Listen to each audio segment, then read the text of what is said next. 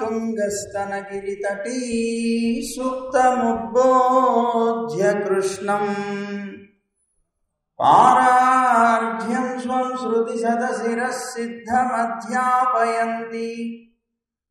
సోచ్ఛిష్టాయాం స్రజి నిగళితం యావనాత్కృత్య భుంక్తే గోదా తస్యై నమ ఇదమిదం భూయ ఏవాస్తు భూయః.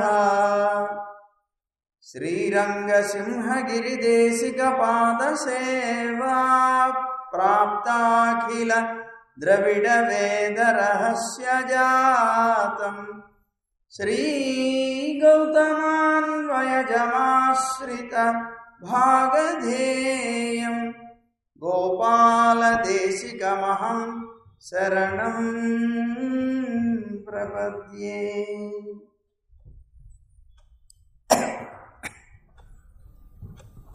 ప్రియ భగవద్బంధులారా,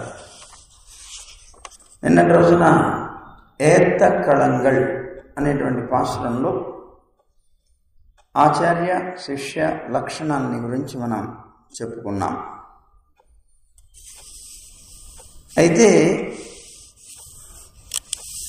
ఆ శిష్యుడి యొక్క లక్షణాలు ఎలా ఉండాలి అనేటువంటిది ఉపనిషత్తు చెప్తూ, పరీక్ష లోకాన్ కర్మచితాన్ బ్రాహ్మణో నిర్వేదమాయాత్ నాస్త్యకృతః కృతేన తద్విజ్ఞానార్థం సగురుమేవాభిగచ్చేత్ సమిత్పాణి శ్రోత్రియం బ్రహ్మనిష్టం తస్మై సవిద్వాన్ ఉపపన్నాయ సమ్యక్ ప్రశాంత చిత్తాయ సమాన్వితాయ ఏనాక్షరం పురుషం వేద సత్యం ప్రోవాచతాం తత్వతో బ్రహ్మ విద్యాం అని ఉపనిషత్ వాక్యం.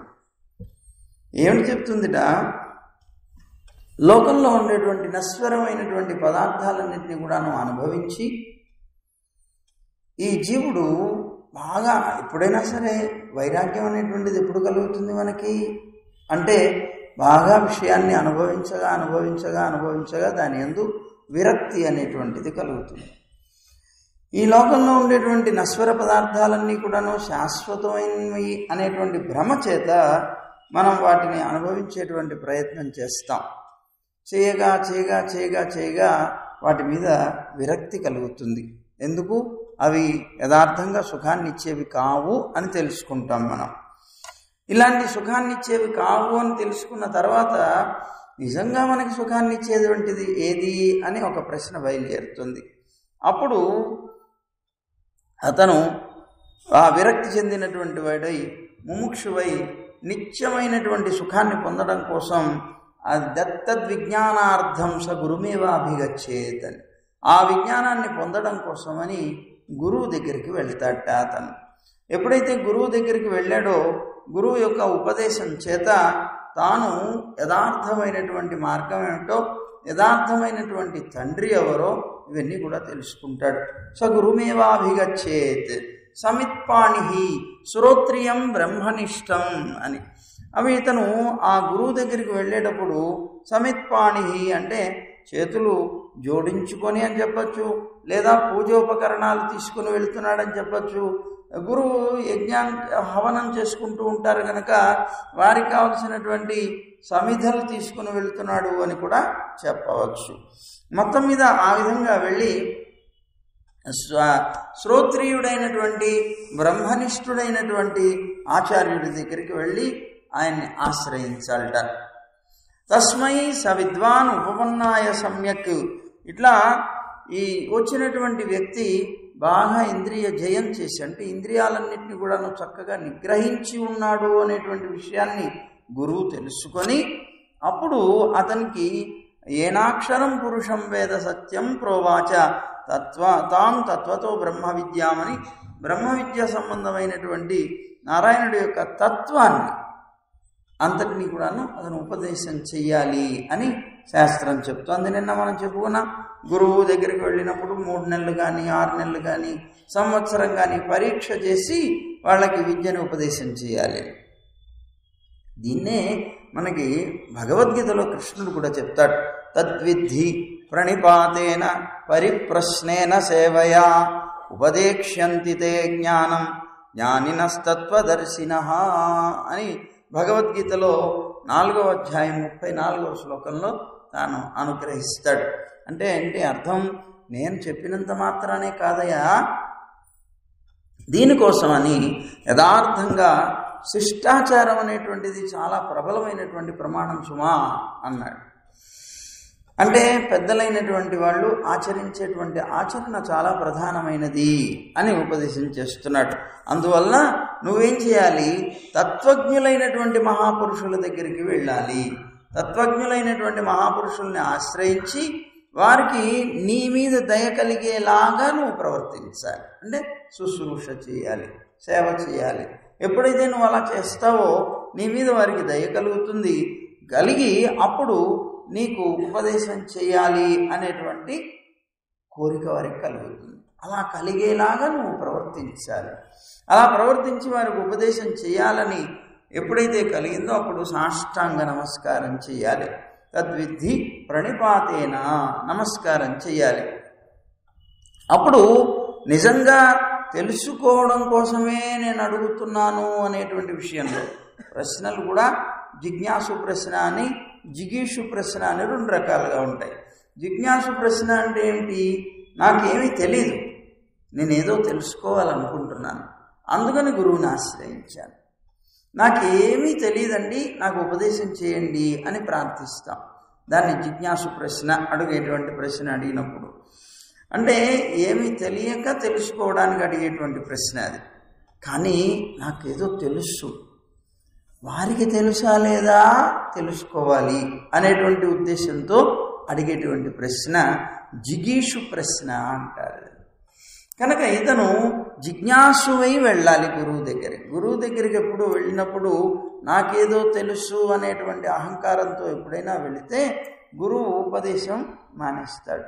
ఎప్పుడైతే గురువు నుంచి మనం ఉపదేశాన్ని పొందలేకపోయామో అజ్ఞానం అనేటువంటి అంధకారంలో కొట్టుమిట్టాడవలసిన అవసరం ఏర్పడుతుంది, తప్పదు. అందువల్ల గురువు దగ్గరికి వెళ్ళేటప్పుడు తప్పనిసరిగా ఏమీ తెలియనటువంటి, నిజంగా ఏదో కొద్ది గొప్ప నీకు తెలుసు అనుకో, అయినా కూడా ఏమీ తెలియనటువంటి వాడిగానే నువ్వు గురువు దగ్గర ఉండాలి తప్ప ఏదో తెలిసినటువంటి వ్యక్తిలాగా ఉండకూడదు అన్నారు. ఎందుకని? నీకు చెప్పాలి అనుకున్నటువంటి రహస్యాలు చెప్పటం ఆగిపోతాయి. నీకు తెలుసా, అయితే సరే వదిలేసేయ ఆ విషయాన్ని అనేస్తారు. అలా పోతుంది అది. దానిలో ఉన్నటువంటి అత్యంత విలువైనటువంటి సమాచారం కోల్పోతాం మనం.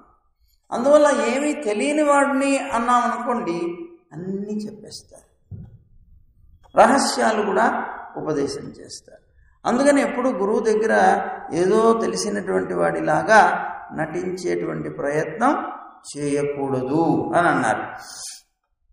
అందువల్ల నేను యథార్థంగా నాకు తెలియకనే అడుగుతున్నాను అన్నట్లుగా ఆయనకి నమ్మకం పుట్టించేటువంటి రీతిలో సమస్తమైనటువంటి ఉపచారాలు అంటే వారికి సేవలు చేసి ఆ తర్వాత వారి దగ్గర నుంచి మోక్షానికి సంబంధించినటువంటి విషయాలన్నీ కూడాను బోధిస్తారు వాళ్ళు, అది పొందాలి అన్నాడు. తద్విద్ధి ప్రణిపాతేన నమస్కారం చేయాలి. పరిప్రశ్నేన, అదిగో ఆ చక్కనైనటువంటి ఆ ప్రశ్న కూడా జిజ్ఞాసు ప్రశ్నగా అడగాలి. సేవయా, ఆ వారు చెప్పడం కోసం ఇంకా ఇంకా ఇంకా ఇంకా విషయాలన్నీ కూడా మనకి చెప్పాలి అంటే వారి మనస్సుకి ఆనందాన్ని మనం కలిగించాలి సేవ చేసి. అందుకని సేవయా. ఎప్పుడైతే ఈ 3 లక్షణాలు మన దగ్గర ఉన్నాయో, ఆ ఆచార్యుల యొక్క అనుగ్రహం మనకు కలిగిందో అప్పుడే మనకి మోక్షం వస్తుంది. మోక్షం ఆచార్యుల్ని అనుగ్రహింపజేసుకుంటే కానీ మనకి రాదు. కనుక తప్పనిసరిగా ఉపదేక్ష్యంతి తే జ్ఞానం జ్ఞానినస్తత్వదర్శినః, తత్వాన్ని దర్శించినటువంటి తెలుసుకున్నటువంటి పెద్దలు మనకి అప్పుడు ఉపదేశం చేస్తారు. పరీక్షించి అతను ఎంతమాత్రం విశ్వసించదగినటువంటి వ్యక్తి అనేటువంటి తెలుసుకొని ఉపదేశం చేస్తారు అని చెప్తున్నాడు కృష్ణుడు కూడా భగవద్గీతలో. కనుక ఏత్తకళంగళ్ అన్నారు అంటే పెట్టబడినటువంటి కుండలన్నీ కూడాను నిండిపోయేలాగా ఇస్తున్నటువంటి ఈ పాలు అన్నారు.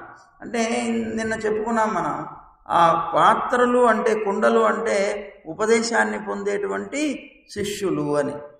పాలు అంటే ఆచార్యులు ప్రసాదించేటువంటి జ్ఞానధార అని చెప్పుకున్నాం. అలాగే అదేమిటి అంటే మంత్రత్రయం, అష్టాక్షరి, ద్వయం, చరమం అని చెప్పబడేటువంటి త్రయం, అలాగే తత్వత్రయం, 3 తత్వాల్ని గురించి కూడా చెప్పడం అనేటువంటిది, అలాగే అర్ధపంచకం అని చెప్పబడేటువంటి జ్ఞానం, ఇవన్నీ కూడా ఆచార్యుల చేత ఉపదేశింపబడేటువంటి పాలధార అన్నమాట. గోవుల నుంచి వచ్చేటువంటి పాలధారలాగా జ్ఞానధార. మరి జ్ఞానాన్ని అంటే ఈ పాలనిచ్చేటువంటి వారు ఎవరు? ఆచార్యులు అని అన్నారు. సరేనండి, ఇక్కడ ఆచార్యుల్ని గోవుతో పోలుస్తున్నారు కదా, గోవుకి ఆచార్యులకి అసలు పోలిక ఉన్నదా అని అడిగారు. అంటే దానికి లోకంలో సామాన్యంగా అయితే జ్ఞానేన హీన పశుభిస్సమాన అని ఒక సూక్తి. అంటే ఏమిటి? జ్ఞానం లేనటువంటి వాడు పశువుతో సమానము అని. మరి ఆచార్యులు అంటే జ్ఞానం కలిగినటువంటి వారు కదా, మరి అలాంటి వారిని ఈ విధంగా పోల్చడం అనేటువంటిది తప్పు కదా. అంటే పశువులు గోవులు కావు అన్నారు. గోవులు పశువులు కావు. గోవుల యొక్క విలక్షణమైనటువంటి స్థితిని చూపించడం కోసమే వాణ్ణి ఆచార్యులతో పోలుస్తున్నారు అని చెప్తూ, మరి ఏమిటి ఆ పోలికలు ఏమిటి అని. గోవు ఇతరమైనటువంటి ఇది ఇతరమైనటువంటి జీవరాశి కన్నా, అంటే ఆ పశువుల కన్నా కూడా విలక్షణమైనటువంటిదై అతి పవిత్రమైనటువంటి జంతువు మనందరికీ తెలుసు. అతి పవిత్రమైన ప్రాణి. ఆచార్యులు కూడా పరమ పవిత్రులట, భగవంతుడితో సమానం. మరి గోవుని కూడా మనం భగవంతుడితో సమానంగానే ఆరాధన చేస్తాం. ఎందుకు? గోవు ఎందుకు పవిత్రమైంది తర్వాత వింటాం మనం. అయితే ఆ భగవంతుడితోనే ఆచార్యుడిని కూడా పోలుస్తాం. యస్య దేవే పరాభక్తి యథా దేవే తథా గురౌ అని శాస్త్రం, శృతి చెప్తోంది. ఏమని చెప్తోంది? యస్య దేవే పరాభక్తి. నీకు భగవంతుడి మీద ఎంత భక్తి అయితే ఉన్నదో, యథా దేవే తథా గురౌ, ఎలాగైతే నీకు పరమాత్మ యందు భక్తి ఉన్నదో అంత భక్తి ఆచార్యుల యందు ఉండాలి అని చెప్పింది. ఎందుకని? భగవంతుళ్లాగా పూజనీయుడు ఆచార్యుడు, పవిత్రమైన వాడు. గోవు ఎలాగైతే పవిత్రమైందో ఆచార్యులు కూడా పవిత్రమైనటువంటి వారు అన్నారు. అలాగే గోవు అనేటప్పటికీ దీని యొక్క పాదధూళి ఉంటుంది చూసారా, చాలా పవిత్రమైనటువంటిది. ఇది దృష్టి దోషాన్ని పోగొట్టేస్తుందట. దృష్టి దోష పరిహారం. ఎవరికైనా దృష్టి దోషం తగిలితే ఆవు యొక్క గిట్టెల నుంచి తీసినటువంటి ధూళి, ఆ ధూళిని రాస్తారు ముఖం మీద. లేదా ఏదైనా గ్రహాలు పట్టి ఇలాంటి వాళ్ళు కూడా రాస్తారు ప్రతిరోజు కూడా. యశోదమ్మ కూడా అదే చేసేది కదా. కృష్ణుడికి ఏదో పూతన రాక్షసుడో లేకపోతే శకటాసుడో ఇలాంటి వాళ్ళందరూ వచ్చి దడుచుకున్నప్పుడు, లేదా భయపడిపోయినప్పుడు, వాళ్ళందరూ కూడా ఏదో వచ్చి ఏదో చేస్తున్నారు అనుకున్నప్పుడు ఆ గోవుల యొక్క పాదధూళి తీసి కృష్ణుడికి రాసేదిట. అలాగా వీటి యొక్క గోవుల యొక్క పాదధూళి అత్యంత పవిత్రమైనటువంటిది. అలాగే కృష్ణుడు కూడా చాలా పరమౌషధంగా వాడుకునేవాటది. ఆచార్యులు ఉన్నారు. ఆచార్యులకు కూడా వారి యొక్క పాదధూళి కూడా అత్యంత పవిత్రమైనది. శ్రీ వైష్ణవులు అందుకనే వీరి యొక్క పాదధూళిని తిరుమలలో చేర్చుకొని కణికలుగా చేసుకుంటారట. శుద్ధలో చేర్చుకొని కణికలుగా చేసుకుంటారు. దాన్ని తీర్థావళి అని అంటారు. చేసుకొని ప్రతిరోజు కూడా భగవంతుని యొక్క పాదతీర్థం కన్నా ముందుగానే తీసుకుంటారు. అంటే ముందు శ్రీపాద తీర్థం తీసుకొనే భగవంతుని యొక్క పాదతీర్థం తీసుకోవాలి ఆరాధనప్పుడు. అంతేగాని అందుకని సకల వైదిక కర్మల్లో కూడా యోగ్యత సిద్ధించాలి అంటే ఇదిగో శ్రీపాద తీర్థం ఆచార్య పాదతీర్థం తీసుకోవాలి. గోవుల యొక్క పాదధూళి ఎంత పవిత్రమైందో ఆచార్యుల యొక్క పాదధూళి అంత పవిత్రమైంది అని. తర్వాత గోవులు స్వచ్ఛమైనటువంటి పాలని సమృద్ధిగా ఇస్తాయి. అవి చాలా భోగ్యంగా కూడా ఉంటాయి. ఆరోగ్యాన్ని కూడా చాలా చక్కగా ఇస్తాయి. గోవు పాలు తాగితే చాలా ఆరోగ్యం ఉంటుందిట. ఏమండి, అయితే మరి ఆచార్యులు కూడా పాలలాగానే పవిత్రమైనటువంటి సాత్వికమైనటువంటి జ్ఞానాన్ని ఇస్తారట. ఇది అష్టాక్షరి మహామంత్రార్థ జ్ఞానం. అలాగే ఆ దేహాత్మ భ్రాంతి అనేటువంటిది పోగొట్టేటువంటి 6 రకాలైనటువంటి రోగాలు ఏవైతే ఉన్నాయో వాటన్నిటిని పోగొట్టే ఆత్మ సంబంధమైనటువంటి జ్ఞానం, ఇవన్నీ కూడా ఆచార్యులు అనుగ్రహిస్తారట. అవి ఎట్లాగైతే సాత్వికమైనటువంటి పాలన ఇస్తాయో జ్ఞానాన్ని ప్రసాదిస్తారు ఆచార్యులు. అవి ఎలాగైతే ఆ పాలు ఆరోగ్యాన్ని కలిగిస్తాయో ఇదిగో ఈ జ్ఞానం కూడా మనకి అనారోగ్యాలంటే 6 రకాల రోగాలను చెప్పుకున్నాం. ఆత్మ సంబంధమైనటువంటి రోగాల 6టిని పోగొట్టి మనకి అద్భుతమైనటువంటి ఆరోగ్యాన్ని ప్రసాదిస్తుంది. ఆత్మ సంబంధమైన ఆరోగ్యాన్ని ప్రసాదిస్తుంది. అందుకని తప్పనిసరిగా శ్రీపాద తీర్థం తీసుకోవాలి. యథార్థంగా మనకి అశుచి కలిగిందనుకోండి, ఏదో మైలో పురుడో ఇలాంటివి వచ్చాయనుకోండి, మనం స్నానం చేసేస్తాం, శుద్ధైపోయాం అనుకుంటాం. కాదు, స్నానం చేసిన తర్వాత స్వరూపధారణ చేసి శ్రీపాద తీర్థం తీసుకోవాలట. శ్రీపాద తీర్థాన్ని మించినటువంటి శుద్ధి చేసేది ఇంకొకటి లేదు కనుక ఆచార్య పాదతీర్థంతోనే శుద్ధి అవ్వాలట. ఆ తర్వాతనే మనం పరమాత్మ తీర్థం కూడా తీసుకుంటామని చెప్తుంటారు. అందుకని అంత పవిత్రమైనది గోవు యొక్క పాదధూళిలాగా అన్నారు.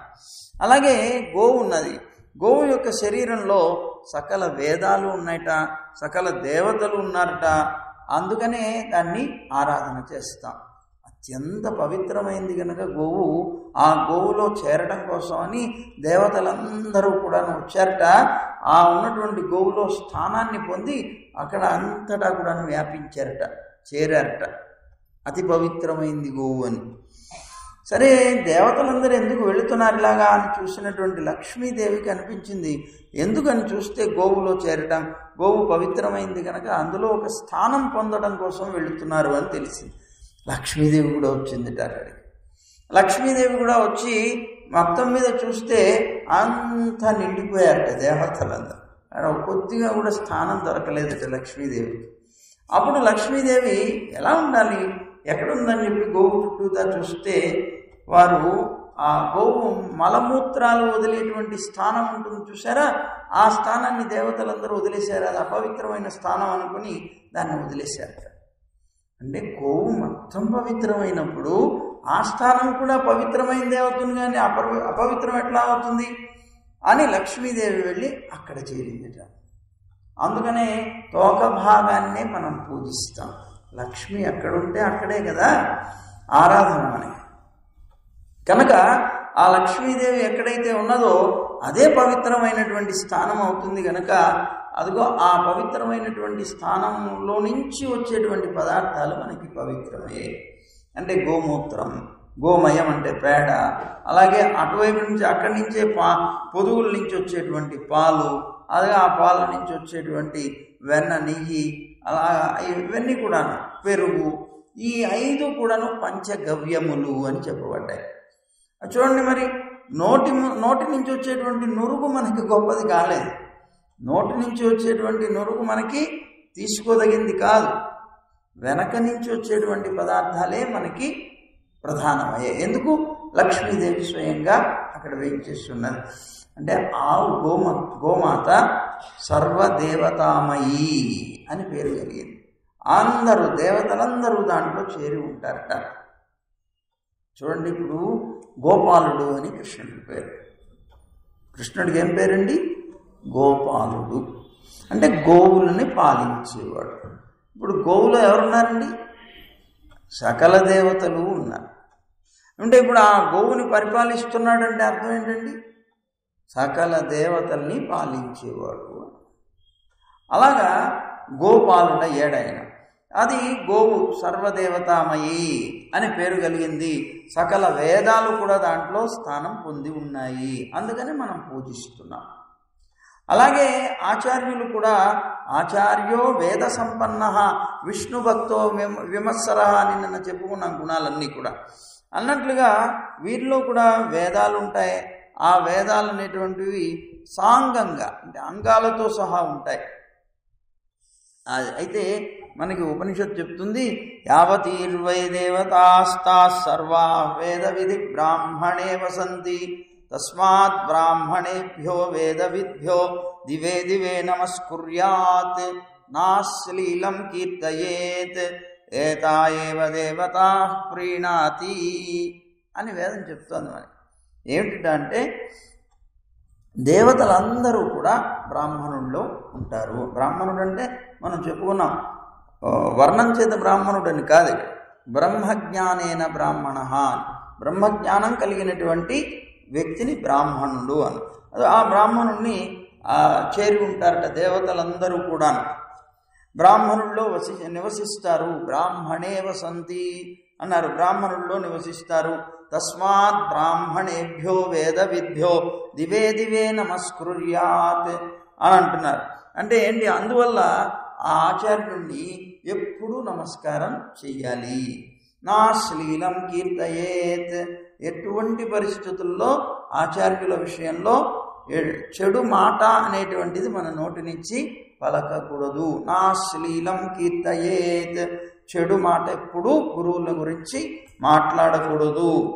ఏదా ఏవ దేవత ప్రీణాతి, దీనివల్లనే దేవతలందరూ కూడాను సంతోషిస్తారట. అందువల్ల ఇదిగో ఆచార్యుడు అనేటువంటి వాడు కూడా సకల దేవతలు నివసించేటువంటి స్థానమయ్యాడు గోవులాగా. కనుక గోవుకి ఆచార్యులకి అక్కడ ఒక పోలిక. అలాగే చూడండి, ఈనుతున్నటువంటి గోవు ఉంటుంది. ఆ ఈనుతున్నటువంటి గోవు కనుక ప్రదక్షిణ చేస్తే భూ ప్రదక్షిణ చేసినంత ఫలం వస్తుందట. ఈనుతున్నటువంటి గోవుకి ప్రదక్షిణ చేయాలి. ఆశ్చర్యం. అయితే మరి ఆచార్యులు కూడా ఎతులైనటువంటి వారు, సన్యసించినటువంటి జీయర్లుగా ఉన్నటువంటి ఎతులుగా ఉన్నటువంటి వారికిట ప్రదక్షిణ చేస్తే భూ ప్రదక్షిణ చేసినంత ఫలం వస్తుందట. ఇది మనకి యాదవ ప్రకాశకులు అని చెప్పి మన రామానుజుల వారి యొక్క పూర్వం గురువుగా ఉండేవారు. వారు వేదాంత విద్యను ఉపదేశం చేసేవారు. వారు తర్వాత ఉడైవల్లు రామానుజులు వారు అక్కడి నుంచి వెళ్ళిపోయారు. వారికి ఏదో కొన్ని విషయాలు చెప్పబోవడం, వారు సంపాదన ప్రయత్నం చేయడం ఇలాంటివి జరిగినాయి. మొత్తం మీద రామానుజులు వెళ్ళిపోయారు. వెళ్ళిపోయిన తర్వాత కొంతకాలానికి వారి తల్లిగారు, యాదవ ప్రకాశుల యొక్క తల్లి, రామానుజుల యొక్క శిష్యుడివి కావయ్యా అని ఆయన్ని బాగా పోరేదిట, ప్రేరేపించేది. రామానుజులకు శిష్యులుగా నువ్వు, ఆయన ఆ మహానుభావుడైన లోకమంతటా కూడా నువ్వు దివ్యమైనటువంటి తేజస్సుతో ప్రకాశిస్తున్నాడు, ఆయనకి శిష్యుడివిగా నువ్వు తరించాలంటే అని తల్లి ఉపదేశం చేసేదిట. చేస్తే అప్పుడు ఆయన అన్నట్ట, మమాసఖ్యమిదం తస్మాద్ ఇదానీం భూప్రదక్షిణం అని చెప్పి తప్పించుకున్నట్ట. అంటే ఏంటి? అమ్మా, నేను ఆయన పట్ల చేసినటువంటి దోషానికి, ఆయన చంపాలనుకున్నాను కదా, ఆ దోషానికి నేను భూప్రదక్షిణం చేస్తే తప్ప నేను పాపాన్ని పోగొట్టుకోలేను. పాపం పోతే కానీ నేను ఆయన్ని ఆశ్రయించలేను కదా. మరి నాకు పాపం పోవాలంటే భూప్రదక్షిణ చేయాలి. ఈ వయస్సులో నేను భూప్రదక్షిణ నేను చేయలేను, కనుక ఆయన్ని ఆశ్రయించడం అనేది జరగదు అన్నట్లుగా చెప్పారట ఆయన. ఇప్పుడు తల్లి చెప్పిందట, ప్రదక్షిణం కురుష్వాసు యతిరాజ మమానుషం విచారం మా కురుష్వాద్య తస్య తుల్య ఫలం ద్విజా అన్నది. కొడుక్కి ఉపదేశం చేసిందట తల్లి. ఏమని చెప్తోందిట? ఆయన నువ్వు భూప్రదక్షిణ చేయాలి అన్నావు కదా, దోషం పోగొట్టుకోవడానికి. నువ్వు భూప్రదక్షిణ చేయాలి అనేటువంటి భావంతో ఉన్నావే, ఆ భూప్రదక్షిణ నువ్వు చేయలేనంటున్నావు కదా, చేయగలిగే ఉపాయం చెప్తాను నేను. ఏమిటా ఉపాయం? నువ్వు వెళ్ళు, యతిరాజులైనటువంటి రామానుజులకి ప్రదక్షిణ చేయి, నీకు భూప్రదక్షిణ చేసిన ఫలం వస్తుంది, నీకు ఆయన పట్ల నువ్వు చేసినటువంటి దోషం పోతుంది అని తల్లి ఉపదేశం చేసింది. కనుక ఈనుతున్నటువంటి గోవుకి ప్రదక్షిణ చేస్తే భూప్రదక్షిణ చేసినంత ఫలం, ఒక యతికి ప్రదక్షిణం చేస్తే భూప్రదక్షిణ చేసినంత ఫలం. అందువల్ల ఆచార్యులు గోవుతో సమానం అని చెప్తున్నారు. అలాగే గోవు సాత్విక ఆహారాన్ని తింటుంది, అలాగే సత్వగుణవర్ధకాలైనటువంటి గవ్యాల్ని ఇస్తుంది కదా. మరి అది తినేది సాత్విక ఆహారం, ఇచ్చేది కూడా సత్వగుణాన్ని పెంచేటువంటి వస్తువులే ఇస్తుంది.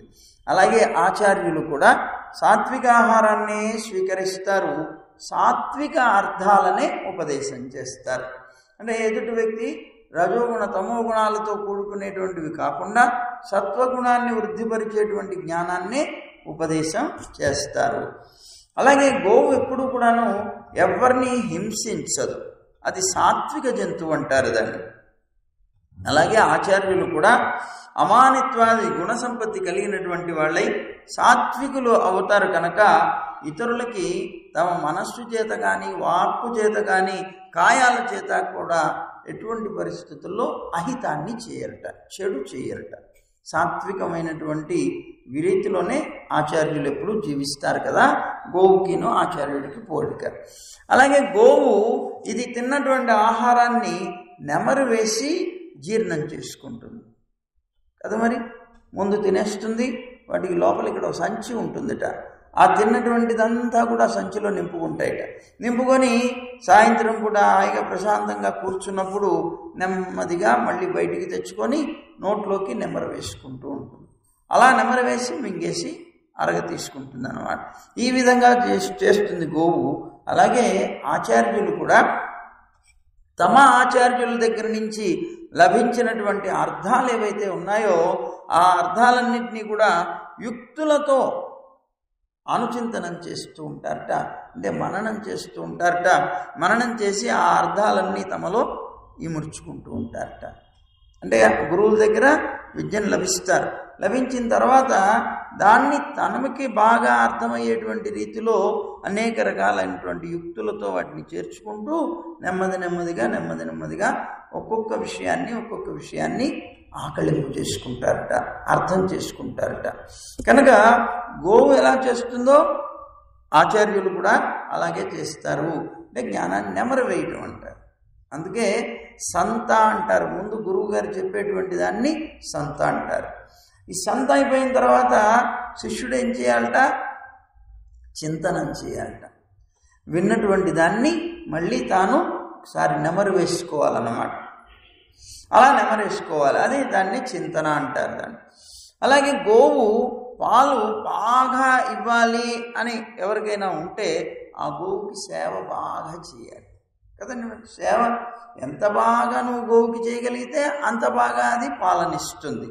అలాగే విసుగు లేకుండా మనకు కావలసినంత జ్ఞానాన్ని పూర్తిగా ఆచార్యులు ప్రసాదించాలి అని అంటే వారు ప్రసన్నులయ్యేలాగా వారికి సేవ చేయాలి. అలా సేవ చేస్తే వారి నుంచి కూడా మనం జ్ఞానధారని పొందవచ్చు అన్నారు. అలాగే గోవును సేవించి అన్ని రకాల కోరికలు పొందొచ్చుట. ఏమండి అలా పొందిన వారు ఎవరైనా ఉన్నారా? మనకి సూర్యవంశపు రాజుల్లో దిలీపుడు అనేటువంటి ఒక మహారాజు ఉన్నాడు. ఆ దిలీపుడు అనేటువంటి రాజుకు సంతానం కలగలేదు. ఎందుకు సంతానం కలగలేదు? అనేక రకాలైనటువంటి పూజలు చేశాడు, వ్రతాలు చేశాడు, ఏమేమో చేశాడు, కానీ సంతానం కలగలేదు. అప్పుడు గురువుగారైనటువంటి వశిష్ఠుడి దగ్గరికి వెళ్ళి ప్రార్థించాడు. ఎందుకండి నాకు సంతానం కలగట్లేదు? దీనికి ఏదైనా కారణం ఉందా? నేనేమైనా పాపం చేశానా అడిగాడు. అడిగితే అప్పుడు దివ్యదృష్టితో చూసినటువంటి వశిష్ఠుడు చెప్పాడు, నాయనా నువ్వు దేవతలకి సహకరించడం కోసం అని ఒకసారి రాక్షసులతో యుద్ధం చేయడానికి స్వర్గలోకానికి వెళ్ళావు. అవును వెళ్ళాను. ఆ వెళ్ళినప్పుడు నువ్వు ఆ యుద్ధం చేసి విజయాన్ని లభించావు. అవును లభించాను. లభించిన తర్వాత తిరిగి ఆ విజయోత్సాహంతో ఆనందంతో నువ్వు వచ్చేస్తున్నావు. నువ్వు వచ్చేటువంటి దారిలోనే కామధేను ఉన్నది, దాన్ని పట్టించుకోకుండా నువ్వు వచ్చేసావు. ఎప్పుడైతే నువ్వు గోవుని ఆదరించకుండా వచ్చేసావో ఆ కామధేను నిన్ను శపించింది. ఇంత అహంకారంతో వెళుతున్నావు, నువ్వు సంతానహీనుడు అవుతావు అన్నది. అది కారణం నీకు, అందువల్ల నువ్వు సంతానహీనుడు అయ్యావు, నీకు సంతానం. అప్పుడు అన్నాడు, అయ్యోయ్యో నేను గమనించలేదు స్వామి, అందుకనే పెద్దల్ని ఎప్పుడూ కూడా తిరస్కరించి వెళ్ళకూడదు, దాటిపోకూడదు. పెద్దలు ఉన్నప్పుడు తప్పనిసరిగా పెద్దల్ని సేవించి వెళ్ళాలి. తప్పించి పెద్దల్ని మనం నిర్లక్ష్యం చేశామా ఆ పెద్దల యొక్క శాపానికి గురవ్వాల్సి వస్తుంది. ఇప్పుడు చూడండి, భారత యుద్ధం జరగబోతున్నప్పుడు పాండవులు వచ్చారు, కౌరవులు వచ్చారు, అందరూ నిలబడ్డారు. నిలబడినప్పుడు పక్కనున్నటువంటి దుర్యోధనుడు భీష్ముడికి నమస్కారం కూడా చేయలేదు, ఆజ్ఞ కూడా తీసుకోలేదు. పెద్దల ఆజ్ఞ లేకుండా ఏ పని చెయ్యకూడదు. మనం గురువుల యొక్క ఆజ్ఞ తీసుకొని మనం ఏదైనా చేయాలి. ఆ విషయం అతనికి తెలియలేదు. మూర్ఖుడు, జ్ఞానం లేదు కనుక కనీసం తీసుకోలేదు. సరే, ఇలా ఉండగా ధర్మరాజు యుద్ధం ప్రారంభించే ముందు టక్కన రథం దిగేశాడు, కింద నడుచుకుంటూ వస్తున్నాడు. దుర్యోధనుడు అనుకున్నాడు, ఆహా, యుద్ధం ప్రారంభంలోనే ఇతను పిరికివాడైపోయి శరణాగతి చేయడం కోసం వస్తున్నాడు అనుకొని భీష్ముడితో అన్నట్ట, చూడు తాత, చూసావా, అదిగో ఆ పాండవుల యొక్క శక్తి ఏమిటో చూడు, ప్రారంభంలోనే అతను వచ్చేస్తున్నాడు మన దగ్గరికి శరణాగతి చేయడం కోసం అన్నాడు. భీష్ముడు అన్నాడు, వెర్రివాడా, అతను ఎందుకు వస్తున్నాడో వచ్చిన తర్వాత తెలుసుకో అన్నాడు. సరే, వచ్చాడే. వచ్చిన తర్వాత అప్పుడు అన్నాడు, తాత, నువ్వు నాకు తాతవి, నన్ను పెంచి పోషించినటువంటి మహానుభావుడు, కాకుండా మాకు ఎన్నో రకాలైనటువంటి రహస్యమైనటువంటి విషయాల్ని చెప్పి గురువు కూడా అయ్యావు. అలాంటి నీతో మాకు యుద్ధం చేయవలసినటువంటి దౌర్భాగ్యపు స్థితి కలిగినందుకు నేను చాలా దుఃఖిస్తున్నాను. కానీ తప్పదు కదా, అయినప్పటికీ ఆ యుద్ధం చేయడానికి నీ దగ్గర ఆజ్ఞ తీసుకోవడం కోసం వచ్చాను అన్నట్ట. అంటే అప్పుడు అన్నాడు భీష్ముడు,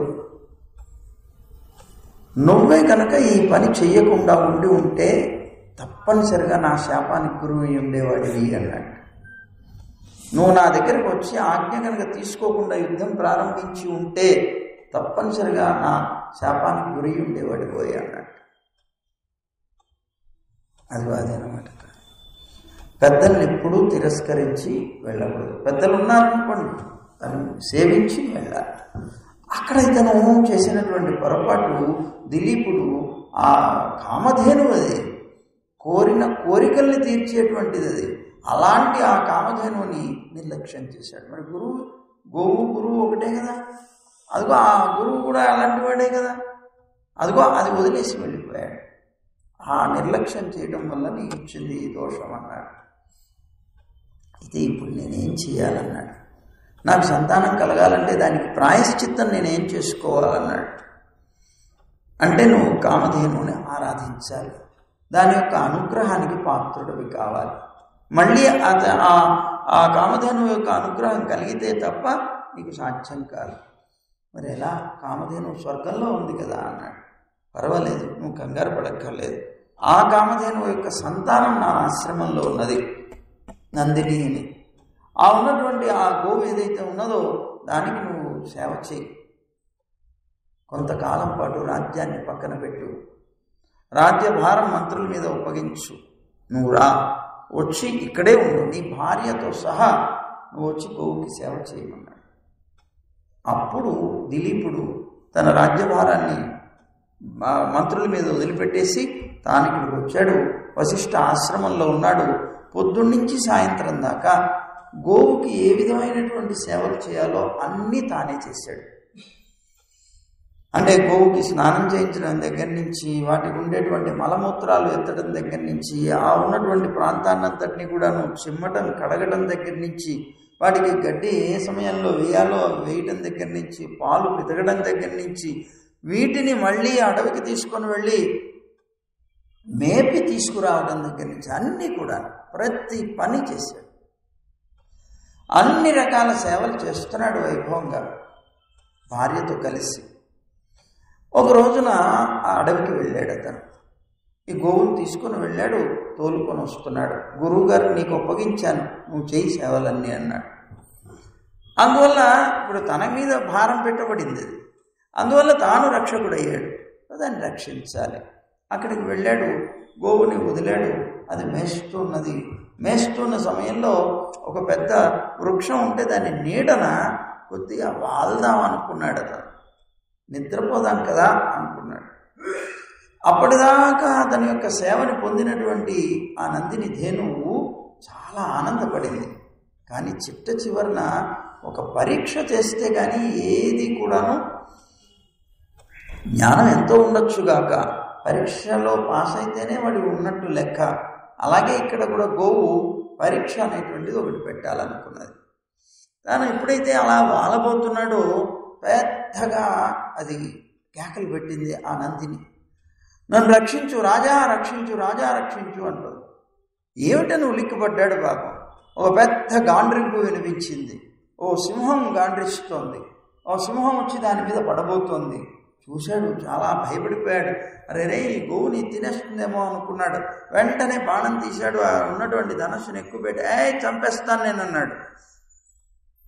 అంటే ఆ సింహం అన్నది, రాజా నువ్వు పరమ ధర్మాత్ముడు అని విన్నానే. అవును, ధర్మాత్ముడినైతే నువ్వు చేసేది అధర్మ కార్యం కదా ఇప్పుడు అన్నది. ధర్మాత్ముడైనటువంటి నువ్వు అధర్మ కార్యం చేయవచ్చా అన్నది. ఏమిటి నేను చేస్తున్నటువంటి అధర్మ కార్యం? నాకు మా గురువు గారు ఒప్పగించినటువంటి ఆ గోవుని రక్షించడం నాకు అధర్మం ఎట్లా అవుతుంది? ధర్మమే కదా అన్నాడు. కానీ నీకు తెలీదా, ఎవరి నోటి ముందు నుంచైనా భోజనాన్ని కనుక తీసేస్తే అది మహాపాపమయ్యా. నా నోటి ముందు నాకు దొరికినటువంటి ఆహారం ఇది, భగవంతుడు నాకు సృష్టించిన ఆహారం ఇది, నేను దీన్ని ఆహారంగా తీసుకోబోతున్నాను. ఇప్పుడు నువ్వు నన్ను ఎలా హింసిస్తావు? నా నోటి ముందు నుంచి నువ్వు ఆహారంగా దాన్ని తీసేసావంటే నీకు మహాపాపం తగులుతుంది కదా.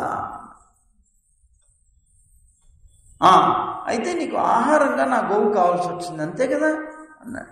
అవును, నాకు బాగా ఆకలిగా ఉంది, ఈవేళ దొరికింది ఇది, అందువల్ల నాకు ఇచ్చిన ఆహారం అనుకుని తినబోతున్నాను. నీకు ఆహారమే కావలసి వస్తే నన్ను తిను అన్నాడు. నన్ను తిను, కానీ ఆ గోవుని మాత్రం ఏమి చేయు. ఎందుకు అంటే నా గురువు గారు నాకు ఇచ్చారు దీన్ని రక్షించమని, నాది బాధ్యత. నువ్వు తప్పనిసరిగా నన్ను తినొచ్చు, నేను నీకు పూర్తిగా లొంగిపోతాను, కానీ నాకు కొద్ది సమయం ఇవ్వు. ఈ గోవుని మా గురువు గారికి ఒప్పగించేసి వచ్చేస్తాను, నా బాధ్యత పూర్తయిపోతుంది. ఆ తర్వాత నువ్వు నన్ను చంపచ్చు, నేను నీకు ఆహారం అవుతాను అంటే అప్పుడు ఆ సింహం అన్నది, ఇది ఎంత మటుకు సాధ్యం అవుతుంది? నా నోటి ముందున్న ఆహారాన్ని తీసేసి నువ్వేదో మాయమాటలు చెప్పి నువ్వు వెళ్ళిపోయి మళ్ళీ రాకపోతే?